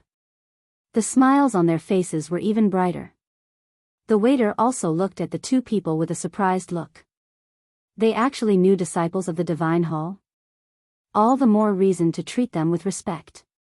"For young masters, please follow me." The waiter smiled flatteringly and quickly led the four people upstairs. Soon, they entered a private room on the 4th floor. Qin Feiyang said a few words to the waiter and then let him leave. Mu Qing immediately took out the spiritual sea pill and handed it to the two people with both hands. The short young man took it with a smile. He shook his head and said with a smile, "I didn't know that the two of you were rich." Rich? Qin Feiyang and Mu Qing looked at each other. However, with their wealth, they were indeed worthy of the title of local tycoons. "Please sit down." Qin Feiyang stretched out his hand and said with a smile. The four people sat in a circle. After a while, the waiter brought 4 jars of the Fragrant Moon restaurant's best wine and more than a dozen delicious dishes.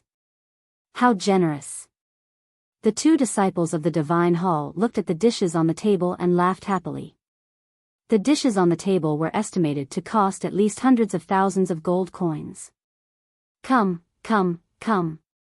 Don't be polite. Let me propose a toast to the two of you. Next. Qin Feiyang and Mu Qing did not ask anything. They just drank with the two of them. After the 4 jars of wine were finished, they ordered another 4. In the end, the two disciples of the Divine Hall were a little drunk. It was also at this moment that Qin Feiyang and Mu Qing looked at each other. A cunning smile flashed across their eyes. Qin Feiyang asked calmly, "Brothers, are the princes really dead?" "Dead. The eldest prince, the second prince, and the 15th prince are all dead. They were killed by a man named Qin Feiyang. Feng Yun and Lin Dian, the two sons of Marquis, also died in his hands. He is really a killer. By the way, do you know who Qin Feiyang is? He is the 14th prince who was destroyed and expelled from the imperial capital. A few years ago, he came back to take revenge. It is said that he even fought with the emperor. He is extremely cruel. Now, only a group of princesses are left in the imperial palace. But I heard that His Majesty and Empress gave birth to a Ryuko last year.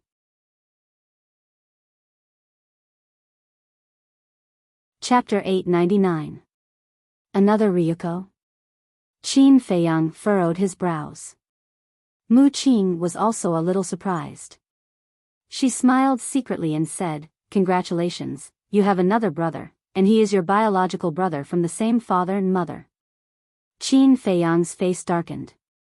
"My mother's position as the empress has already been abolished. Don't you know?" Mu Qing was slightly taken aback. She smiled bitterly and said, "Don't mention it. I really forgot. The current empress seems to be the first prince's mother?" "Yes." Qin Feiyang secretly responded. Mu Qing's eyes flashed. She smiled and said, "Then I'm afraid no one can take away her position as the empress." Because there was a saying in the royal family. A mother's status depended on her son. And now, all the children of the emperor were princesses. It was impossible for a princess to inherit the throne. So, the Ryuko born by the emperor and empress would definitely be the future crown prince. If there were no accidents, he would definitely become the future emperor of the great Qin Empire. Qin Feiyang glanced at Mu Qing. A cold light flashed in his eyes. "It's still too early to talk about this. Then I'll wait and see." Mu Qing smiled secretly. Then she looked at the two disciples of the Divine Hall and asked, "What's the name of this Ryuko?" The short young man said, "I think he's called Qin Haotian, the same name as the 14th prince." It seems that the emperor is going to let this Ryuko completely replace Qin Feiyang. Because Qin Feiyang's real name is Qin Haotian. To be honest, this Qin Feiyang is quite pitiful. As the former top genius of the imperial capital, even Zhuge Mingyang's halo was overshadowed by him. Moreover, he was the most promising prince to inherit the throne. It's really a pity that he has fallen to this point. The tall young man also sighed. "Replace me." Qin Feiyang clenched his fists, and there was a sharp light in his eyes. Although he no longer used the name Qin Haotian, he abhorred the emperor's actions. The short youth said, "I also heard that the emperor created another bright sky palace for this Ryuko." "What?" The anger in Qin Feiyang's heart almost exploded. Putting aside the fact that they had given him the same name, they had even created a new Dawn Celestial Palace. This wasn't just a replacement, it was a complete humiliation to him. Mu Qing did not comfort Qin Feiyang. Instead, she pursed her lips playfully. It was easy to imagine that Qin Feiyang had the urge to kill someone, but he had no choice but to hold it in. He liked to see Qin Feiyang fall into this kind of situation. But he was disappointed. Qin Feiyang quickly calmed down. He looked at the two people and asked, "Then, is there any change in the structure of the Divine Hall?" "What change can there be in the Divine Hall?" "The Elixir Hall and the Martial Arts Hall are still controlled by the sons of the martial marquises. However, a few people have risen rapidly in the past few years.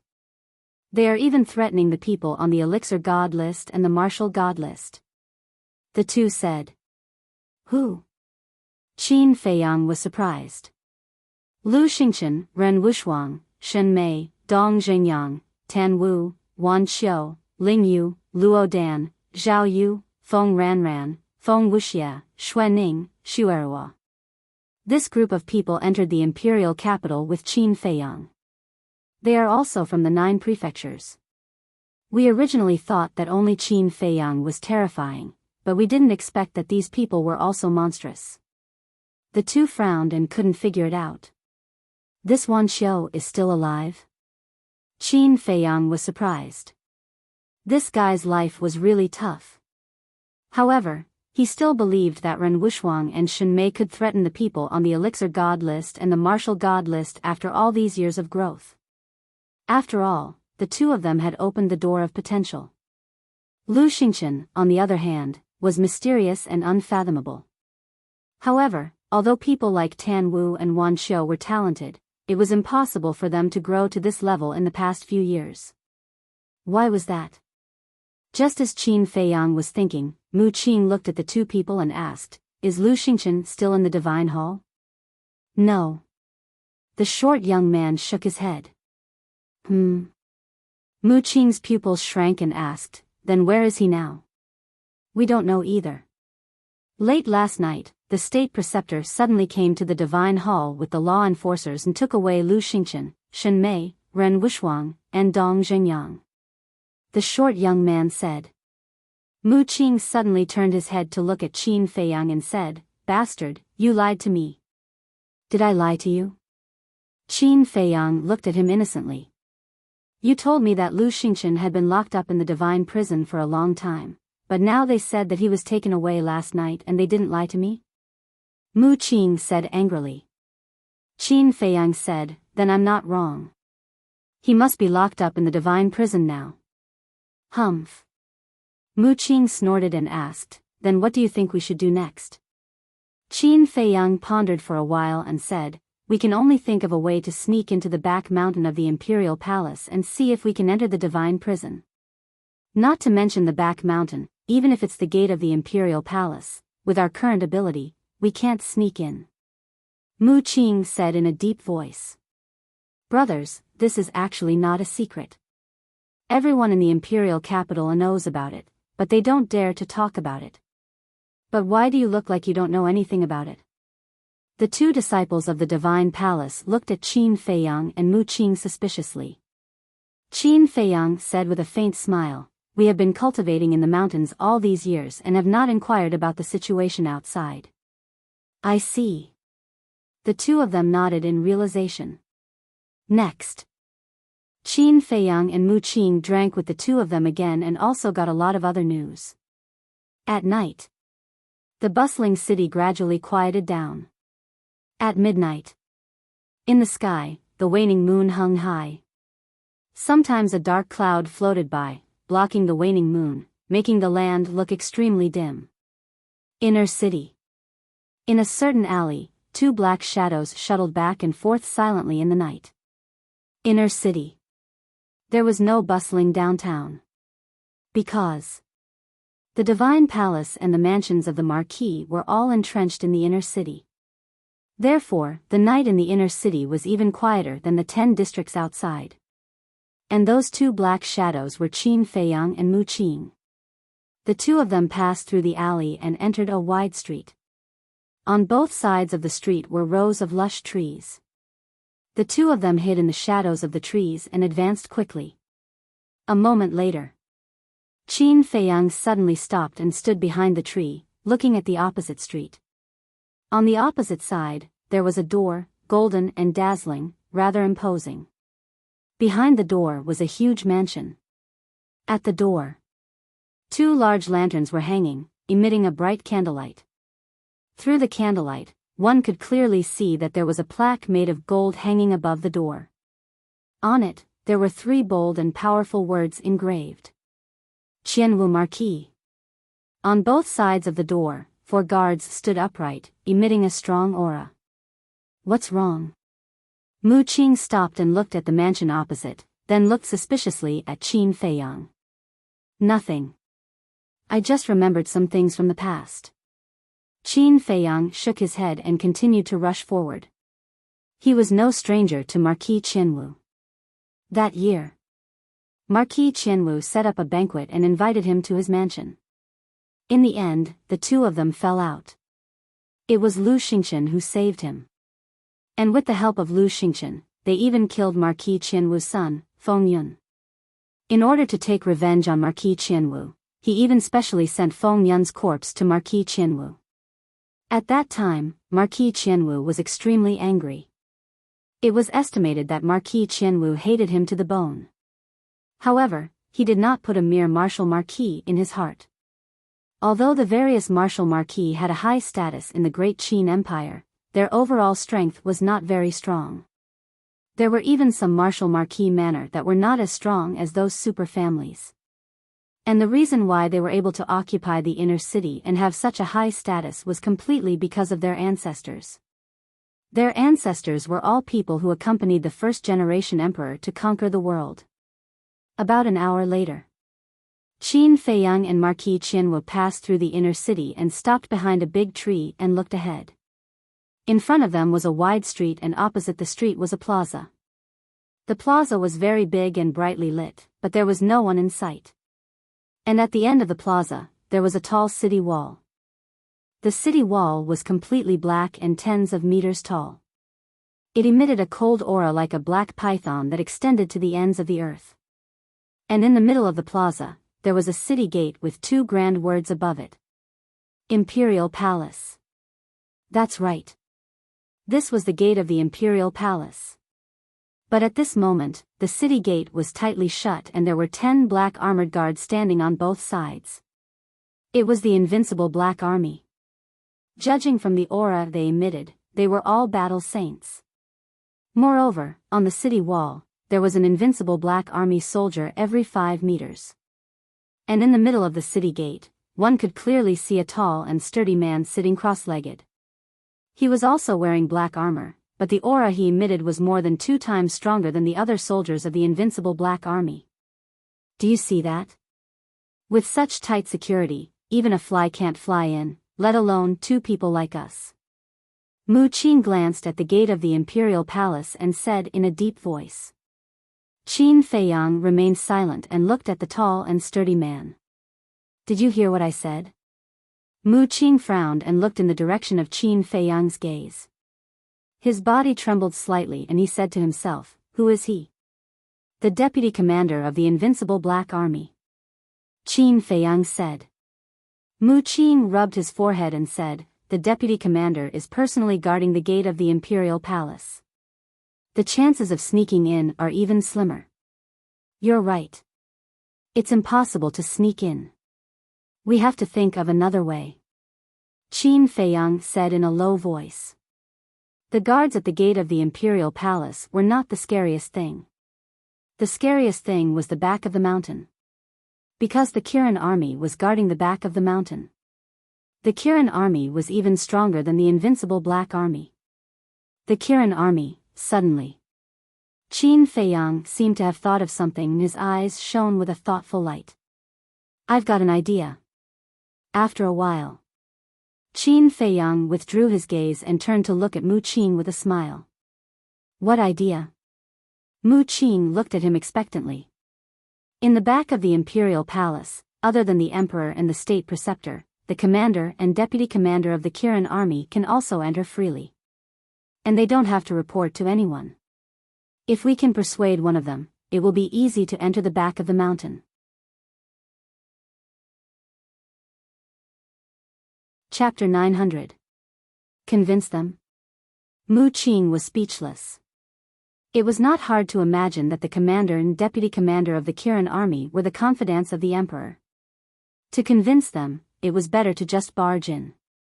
Qin Feiyang laughed. I know it will be hard to convince them, but I am confident. Are you sure? Although Qin Feiyang looked confident, Mu Qin was still doubtful. Follow me.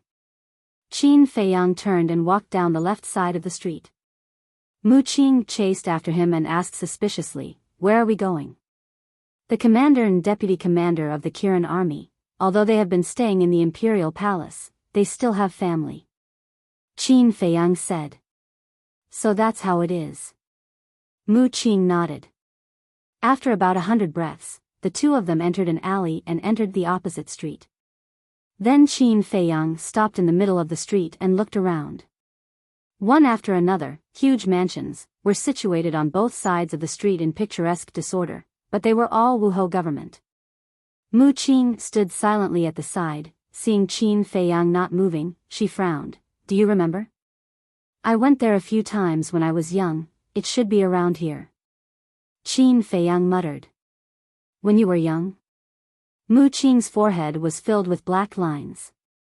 When Qin Feiyang was young, it was before he was 10 years old. After so many years, everything had changed, how could she find it? This bastard, he was indeed unreliable. I remember, the commander's mansion of the Kirin army is beside a crossroad. On both sides of the mansion's door, there are 2 stone-carved taotai. Qin Feiyang said. Crossroad, taotai. Mu Qing scanned the 2 sides of the street, pointed to the right, and said, there is a crossroad there. Let's go and take a look. Qin Feiyang said. The 2 of them silently sneaked over. Before they even got close, they saw 2 taotai statues in front of the gate of a mansion. The 2 stone sculptures were vivid and lifelike. Their mouths were wide open and their eyes were glaring furiously, exuding a menacing aura. Right here. Qin Feiyang stopped under a big tree on the side of the street. Like a ghost, he looked at the mansion across the street. There were 4 guards standing guard in front of the door. They were all dressed in black, and their eyes were looking straight ahead. His aura wasn't very strong. He was a 5-star war ancestor. Above the door, there were 6 large golden words. The Kirin Army Commander's Office. Every stroke of the words was like an iron hook, emitting a shocking murderous aura. Mu Qing swallowed and sent a voice transmission. How's the commander's cultivation? I don't know. But one thing is for sure, it's definitely a battle emperor. So, remember to be careful. Qin Feiyang secretly warned. Mu Qing nodded. However, as if he suddenly thought of something, his expression changed slightly, and he said in surprise, are you going to break in like this? Do you think I'm stupid? Qin Feiyang rolled his eyes at him. Although the Qilin army's commander wasn't in the mansion, one didn't need to think to know that there was definitely a powerhouse keeping watch inside the mansion. Breaking in like this was simply courting death. Then what are you going to do? Mu Qing asked. I remember that the Kirin army commander has a daughter who is about the same age as me. What's her name? I don't have a deep impression. I forgot. In short, if we can get her, the Kirin army commander will naturally take the initiative to come to us. I just don't know if she's in the mansion now. Qin Feiyang said. Mu Qing's eyes lit up, and he asked, do you still remember where she lives? I've only met her a few times. How would I know where she lives? Qin Feiyang rolled his eyes at him. Mu Qing said, then let's sneak in first, and then slowly look for her. Qin Feiyang glanced at the wall of the mansion, and then looked at the 4 guards at the door, and whispered, be careful. Don't let them find us. Mu Qing nodded. The 2 of them slowly retreated. They didn't stop until they were out of the sight of the 4 guards. Then, the 2 of them quietly rushed to the opposite side of the street and came to the bottom of the wall. Mu Qing directly prepared to climb over the wall without saying a word. What's the hurry? Let's observe first. Qin Feiyang pulled him down, and then jumped up, holding the edge of the top of the wall with both hands, and craned his head to look inside. What came into sight was a garden with lush vegetation and hundreds of flowers in full bloom, filling the air with a strong floral fragrance. There were also several rockery and a clear stream. The stream flowed slowly, making splashing sounds. On the narrow path in the garden, there were black-clothed guards standing there. Judging from their auras, the lowest cultivation level was a 5-star war master. Mu Qing also jumped up and looked inside. His eyes swept across the guards, and his pupils contracted slightly as he sent a sound transmission. This is too much. According to his calculations, there were no less than 20 guards in the garden in front of him. Basically, there was a sentry every 3 steps and a sentry every 7 steps. That's why I asked you to observe first. If you were to climb in like you did just now, you would definitely be discovered. Qin Feiyang thought. Then, his aura was restrained to the extreme, and his movements were abnormally careful. He climbed up the wall and gently landed on the grass below. Mu Qing also climbed in, and was also extremely careful. Even his breathing and heartbeat were controlled to the minimum. Then, the two of them hid behind a small tree and looked at the guards. Mu Qing thought, "We haven't been discovered, let's go." The two of them were about to take a step forward. But suddenly, from the small tree in front of them, two green lights shot out. Immediately, the two of them couldn't help but feel a chill run down their spines. They didn't even have time to see what the green light was before they hurriedly retreated. Who is it? It was also because their movements were too big that they alarmed the guards. They all turned their heads to look at the two of them. Who are you? What's your purpose in sneaking into the commander's mansion? More than 10 guards immediately cut through the air and surrounded Qin Feiyang and Mu Qing. Damn it! Qin Feiyang and Mu Qing glanced at the guards, their faces extremely gloomy. They had just snuck into the mansion and were actually exposed. It was really a bad start. Hurry up and report your names. Seeing that Qin Feiyang and Mu Qing were silent, one of the guards shouted sternly. At this moment, the commotion here also alarmed the guards further away. They all rushed over with incomparably sharp gazes. Shwa! It was also at this moment. The two green lights stopped in the air. They were actually two small green snakes. They were very small, about the size of chopsticks. The snakes flicked their tongues and were as green as jade. If they blended with the leaves and grass, it would be impossible to detect them. On the surface, these two small snakes didn't seem to be a threat at all. Spirit snake. But when Qin Feiyang and Mu Qing saw the true appearance of the small snakes, their expressions changed drastically.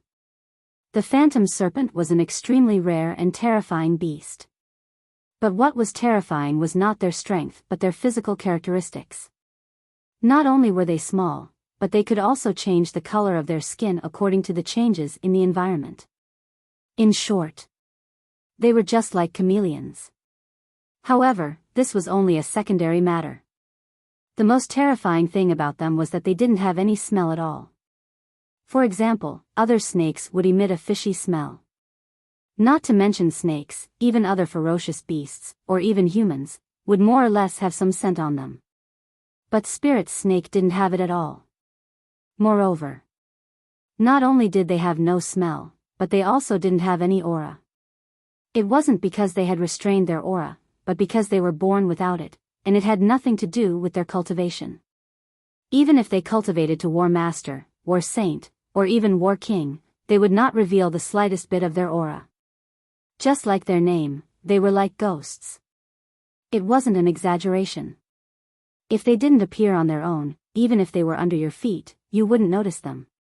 Mu Qing's face was gloomy to the extreme, his eyes were filled with anger, and he thought to himself, "Why didn't you say earlier that there was a spirit snake here? When I came here when I was young, I never heard of a spirit snake."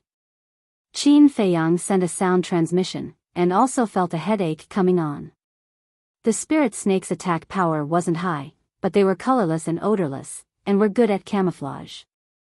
Although their venom wasn't fatal, it could numb one's nerves. It could be said that they were natural guardians. This Kirin army commander was also smart, to actually let them guard the mansion. Then what should we do now? Mu Qing was burning with anxiety.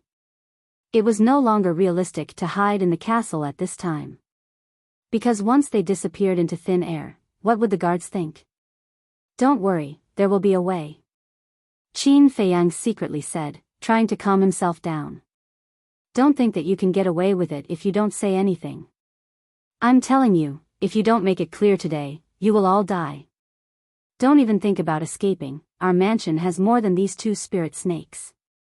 Look at your feet." One of the guards sneered. And more guards surrounded them, and now there were more than 30 people. Feet?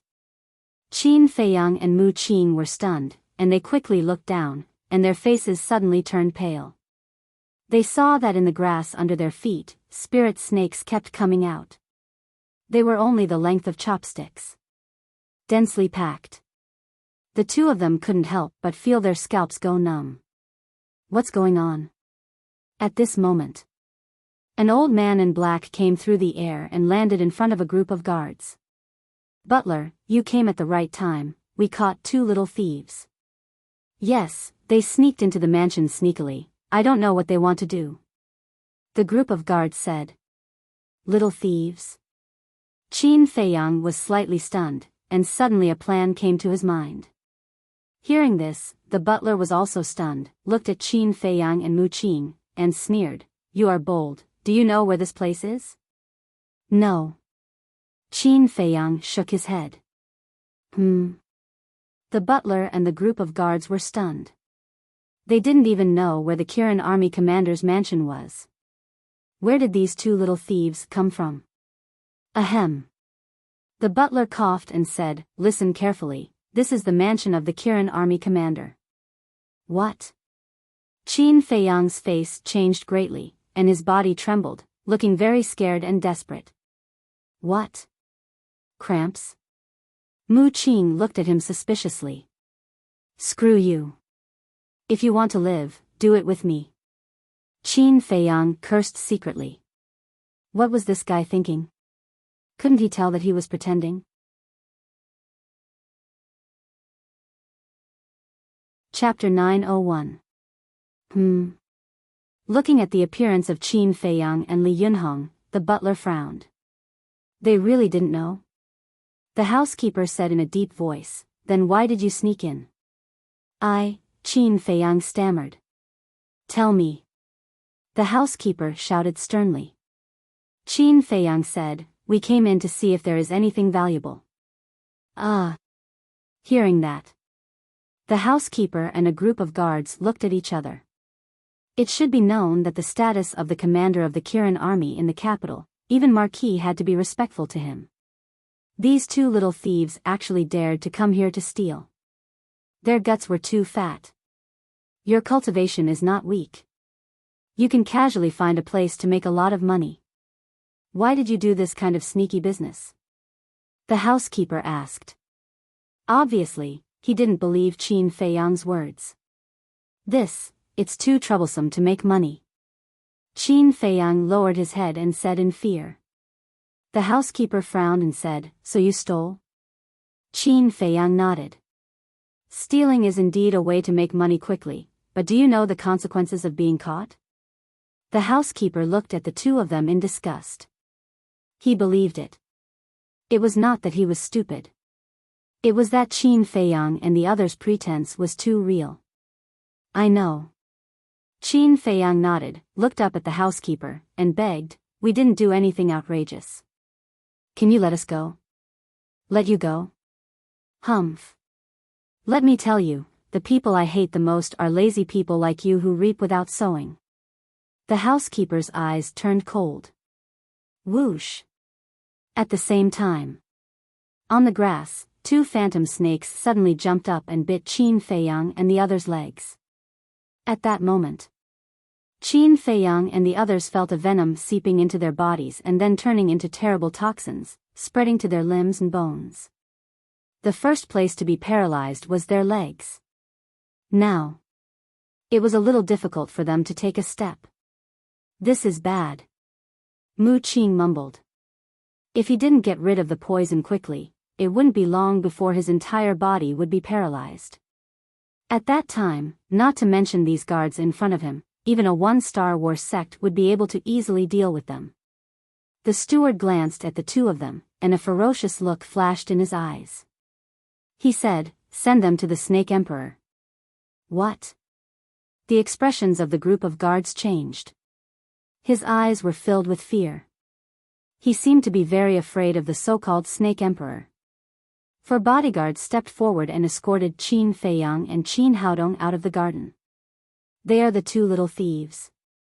You look so weak, yet you actually dare to come to our governor's manor to steal? Why don't you just kill them? The guards they met along the way all looked curiously at Qin Feiyang and Bai Yunfei.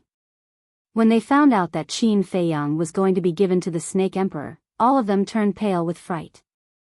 Looking at the expressions of these people, Qin Feiyang and Bai Yunfei became more and more bewildered. The 4 guards carried the 2 of them through layers of halls and arrived outside a dark forest. There were no guards here. The poison in Qin Feiyang and Bai Yunfei's body had already spread to their arms. Mu Qin glanced at the small forest and asked, "For big brothers, what is the Snake Emperor?" "You'll know later." The 4 of them sneered and carried the 2 of them into the small forest. Ding dong. Walking and walking. A burst of melodious zither music floated into the ears of Qin Feiyang and Bai Yunfei. The sound of the zither came from behind the small forest. "Who's playing the zither?" The 2 of them were surprised. "Mississippi," one of the guards said expressionlessly. N. Qin Feiyang and Bai Yunfei looked at each other. This was really a case of wearing out iron shoes in a fruitless search, only to find it without any effort. Soon, they walked out of the small forest and a lake entered their line of sight. The lake was about a few hundred feet in front of the small forest. The light of the waning moon spread down, and the lake was rippling with layers of light. Except for the melodious zither music, there was no other sound here. It was dead silent. But the sound of the zither was still farther across the lake. The 4 guards didn't continue to move forward. They stopped in front of the lake and looked at it. By now, Qin Feiyang and Bai Yunfei had been paralyzed except for their heads. If they weren't held by the 4 guards, they might not be able to stand steadily. Mu Qin said anxiously, "For big brothers, we really know we're wrong. Please have mercy on us, okay? The moment you stepped into the mansion, your fate was already decided." One of them said expressionlessly. Dong.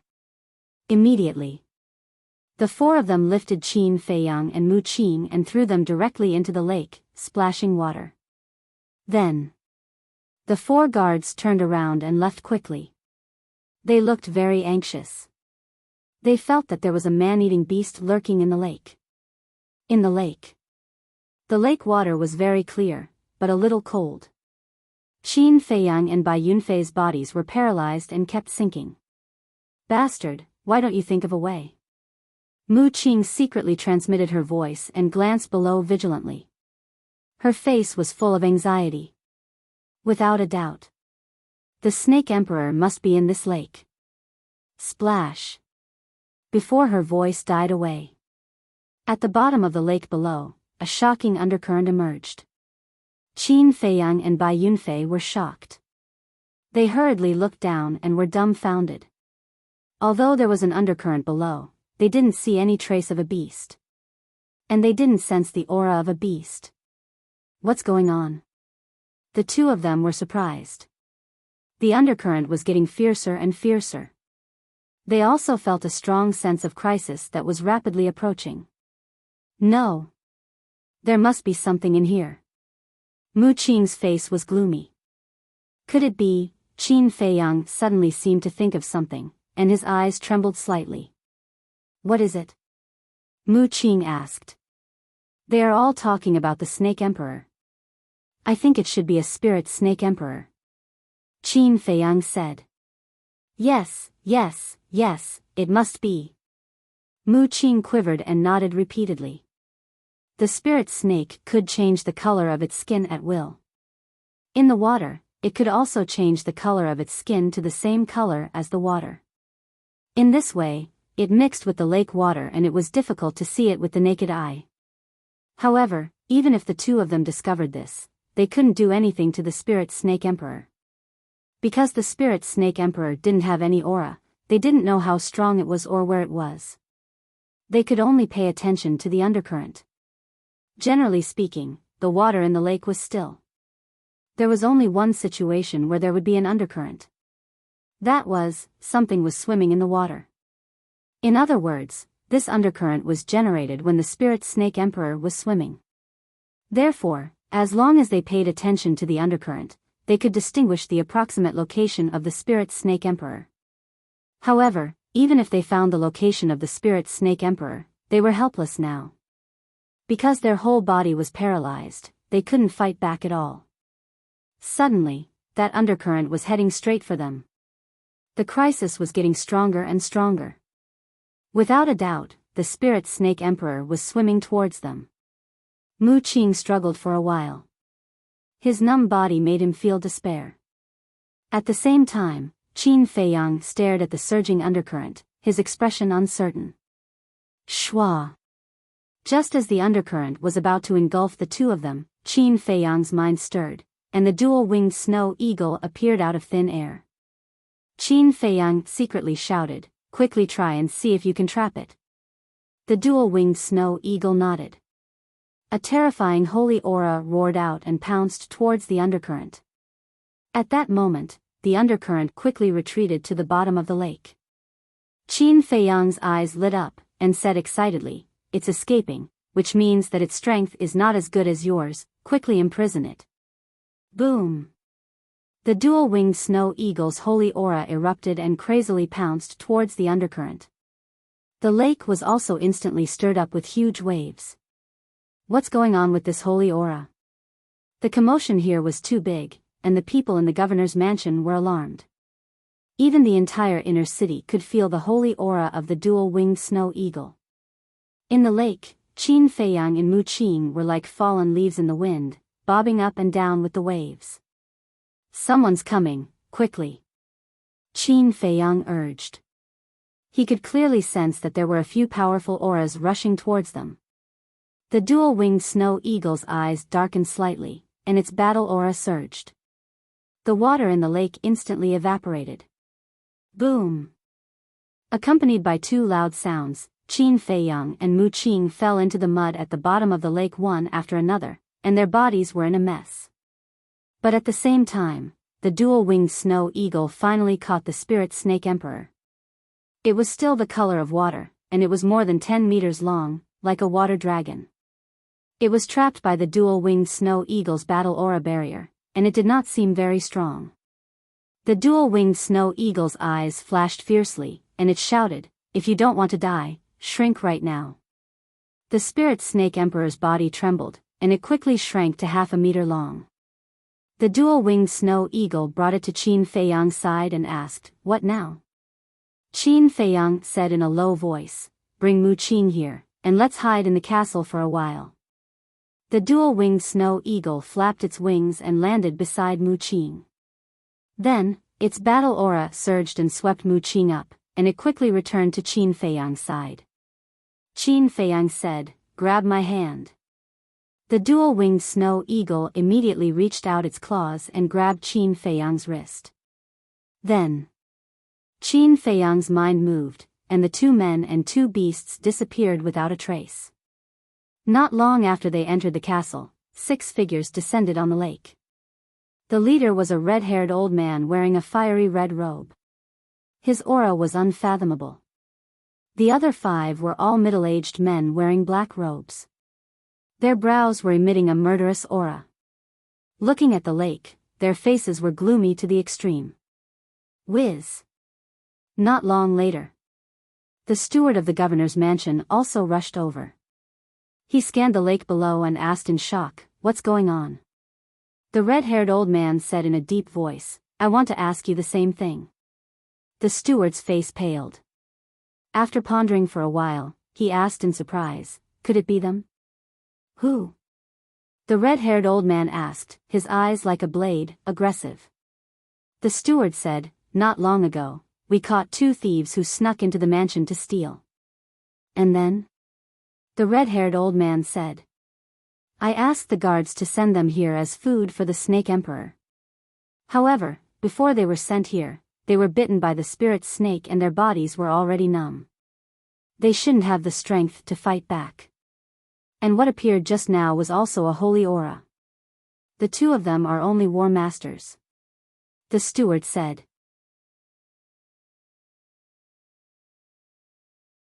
Chapter 902. The Spirit Snake Emperor had no aura and could change the color of its skin, so he didn't know if the Spirit Snake Emperor was still here. Of course. He didn't believe that something would happen to the Spirit Snake Emperor with such an innate advantage. But after a while, he didn't get a response from the Spirit Snake Emperor, nor did he see the shadow of the Spirit Snake Emperor. Gradually, The red-haired old man's heart sank. He looked at the butler and said gloomily, "Go and call those guards over." "Okay." The butler nodded and hurriedly turned and flew away. Soon he flew back with the 4 guards. "Greetings, Lord." Seeing the red-haired old man, the 4 of them hurriedly bowed. "Let me ask you. Did you throw those 2 into the lake?" The red-haired old man asked. "Yes. We only left after watching them sink into the lake." The 4 of them nodded. The red-haired old man said, "Did they do anything unusual on the way?" "No. They were all under our control. If there was anything unusual, we would definitely have noticed." The 4 guards said. "Damn it." The red-haired old man's eyebrows were suddenly filled with anger. "What's wrong?" The butler looked at him suspiciously. "I don't think they are here to steal at all. They are here specifically for the spirit snake emperor," the red-haired old man said in a deep voice. The butler said, "You mean, the spirit snake emperor has been taken away by them?" "That must be the case." The red-haired old man nodded. His eyes flashed coldly as he ordered, "They shouldn't have escaped in such a short time. Immediately seal the mansion and don't let anyone suspicious go." The butler asked, "Should we report this matter to the commander?" "Of course." The spirit snake emperor was tamed by the commander with great difficulty. How can it be taken away by others? The red-haired old man said coldly, then looked at the 5 burly men and said, "You guys stay here." The 5 of them nodded. Then the red-haired old man turned and left. The butler immediately led the 4 guards to make the arrangements. The peaceful commander's mansion suddenly became lively. At the same time, it was filled with an aura of mutual hostility. Soon, another white figure came from the opposite side of the lake and stopped in front of the 5 middle-aged men. "Greetings, Mississippi," the 5 of them bowed respectfully. This was a girl in the prime of her youth. Her pure white dress was like snow, and her black hair danced in the wind. Her facial features were exquisite, and her skin was like jade. She was like a fairy that had descended. The woman glanced at the lake below and asked suspiciously, "What happened?" One of the middle-aged men said, "Someone kidnapped the spirit snake emperor." The woman frowned. "Miss, those 2 people haven't been found yet. It's too dangerous for you to live there alone. How about I send someone to protect you?" The middle-aged man said. "It's all right." The woman smiled, turned around, and left. From beginning to end, she appeared very calm. In the meantime, inside the castle, Qin Feiyang and Mu Qing had taken the detoxification pill. Most of the toxins had been removed, and they could move their limbs. With Lu Hong's help, Qin Feiyang stood up and looked at the Spirit Serpent Emperor.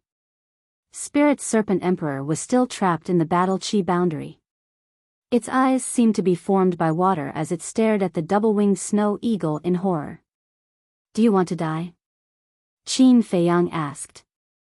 The Spirit Serpent Emperor shook its head like a rattledrum. "What a coward." Qin Feiyang couldn't help but laugh and said, "Then tell me your cultivation." 9-star battle sect. The voice of the Spirit Serpent Emperor sounded in Qin Feiyang's mind. "Not bad. Now you have 2 choices. First, submit to me. Second, die." Qin Feiyang said. When he found the Spirit Serpent Emperor, he had already thought of subduing it. Because of the innate advantage of the Spirit Serpent Emperor, it could help him a lot. He could even cultivate it into an invisible killer that would strike fear in people's hearts. The Spirit Serpent Emperor hesitated. "I know what you are hesitating about. Your current master is the commander of the Kirin army. Not only is he powerful, but he also has a high position. As for me, I'm just a nobody. Following me is definitely not as good as following the commander of the Kirin army. But I can tell you that as long as you choose to follow me, I will make you undergo earth-shattering changes. And one day, your strength will even surpass that of the commander of the Kirin army." Qin Feiyang smiled confidently. The Spirit Serpent Emperor looked at him with a hint of mockery in its eyes. Qin Feiyang raised his eyebrows and lost his patience.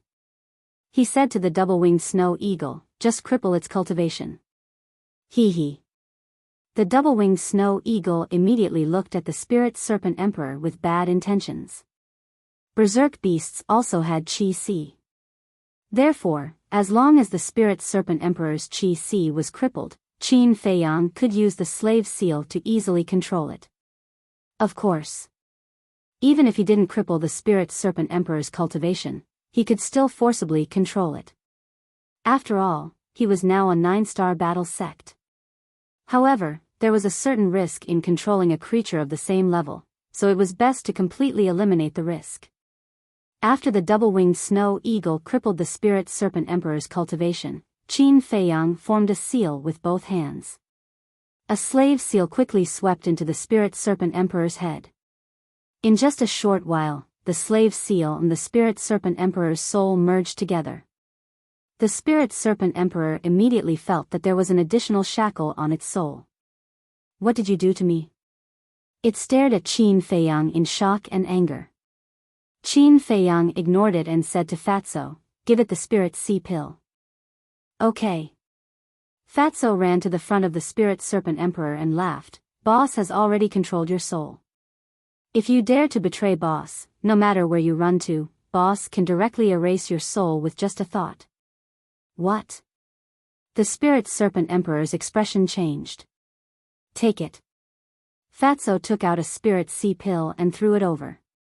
The Spirit Serpent Emperor swallowed it in one gulp and looked at Qin Feiyang with fear.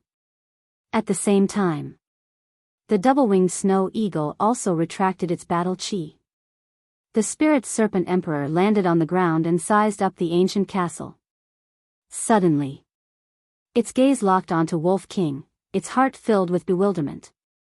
At this moment, Mu Qing, who was at the side, frowned.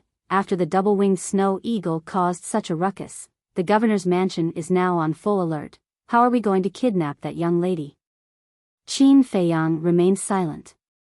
Fatso suddenly said, "Why do I think that young lady isn't very afraid?" Everyone looked at him suspiciously. "Didn't you hear? Just now, someone said that they would send someone to protect her, but she refused. This means that she's not worried at all. Could it be that she's very strong?" After Fatso finished speaking, he couldn't help but look at the Spirit Serpent Emperor. Qin Feiyang and the others also turned their heads to look at the Spirit Serpent Emperor. The Spirit Serpent Emperor shrunk its neck and said, "Miss is only a war emperor." "What? A mere war emperor dares to be so conceited? It can't be that she didn't sense Old Eagle's aura before, right?" Wolf King was shocked. "Is that possible?" Everyone in the governor's mansion was shocked by this emperor's aura, let alone her. The double-winged snow eagle rolled its eyes. "Then why is that?" Wolf King was suspicious and puzzled. The Spirit Serpent Emperor said, "She might be having a secret rendezvous with that man again." "Rendezvous?" Qin Feiyang and the others were stunned. "Who is it?" Fatso asked curiously. "It's a man called Wanqiu. He goes to look for Miss every now and then. I've seen him a few times." The Spirit Serpent Emperor said. "Wanqiu?" Qin Feiyang and the others looked at each other. "What's going on? He actually got together with the daughter of the Kirin army's commander? This guy is quite capable." Qin Feiyang asked, "Does the commander know about this?" "Yes. But the commander doesn't allow them to be together. Because the commander investigated Wanqiu and found out that he doesn't have a good character." The Spirit Serpent Emperor said. Qin Feiyang said, "So they have been having secret rendezvous behind the commander's back?" "Yes.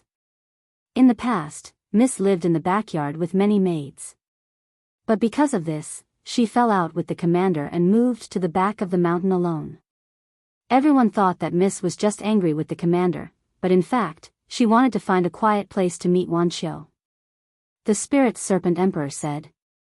Qin Feiyang said, "In other words, everyone in the governor's mansion doesn't know about this yet?" Yes, only I know. Several times, I lay next to them and watched them have secret rendezvous. There was a hint of vulgarity in the spirit serpent emperor's tone. Ah. Qin Feiyang and the others were stunned, and their faces twitched. They couldn't tell that this guy was a peeping Tom. However, it was quite capable. If it were anyone else, they wouldn't be able to do it. Fatso asked, then why didn't you tell the commander about this? I don't want to be a busybody. The spirit serpent emperor said indifferently. Wan Xiu, I really don't know why that woman would fall for Wan Xiu. Qin Feiyang shook his head. He knew Wan Xiu too well. Not only was his character bad, but he was also a shameless villain. Mu Qing smiled and said, actually, this is good news. Yes. We don't need to take any more risks. As long as we catch Wan Xiu, this lady will naturally come to us. Qin Feiyang nodded. Fatso said, there are people guarding outside now, how are we going to leave the commander's mansion? Don't worry. When they can't find us in the mansion, they will naturally leave. Qin Feiyang smiled faintly. That, at this moment. The spirit serpent emperor sized up Wolf King, then looked at Qin Feiyang and asked carefully, are you Qin Feiyang? You can't recognize me? Everyone was stunned, then looked at Wolf King in unison. This guy was indeed the best way to identify Qin Feiyang's identity. Yes. Qin Feiyang nodded. It's true. The spirit serpent emperor was stunned and said in disbelief, you actually dare to come back? Qin Feiyang said, in my dictionary, there is no such word as dare. Then are you back this time to take revenge? The spirit serpent emperor asked. Do you think I can do it with my strength? Qin Feiyang asked. Definitely not. The spirit serpent emperor shook its head. That's right.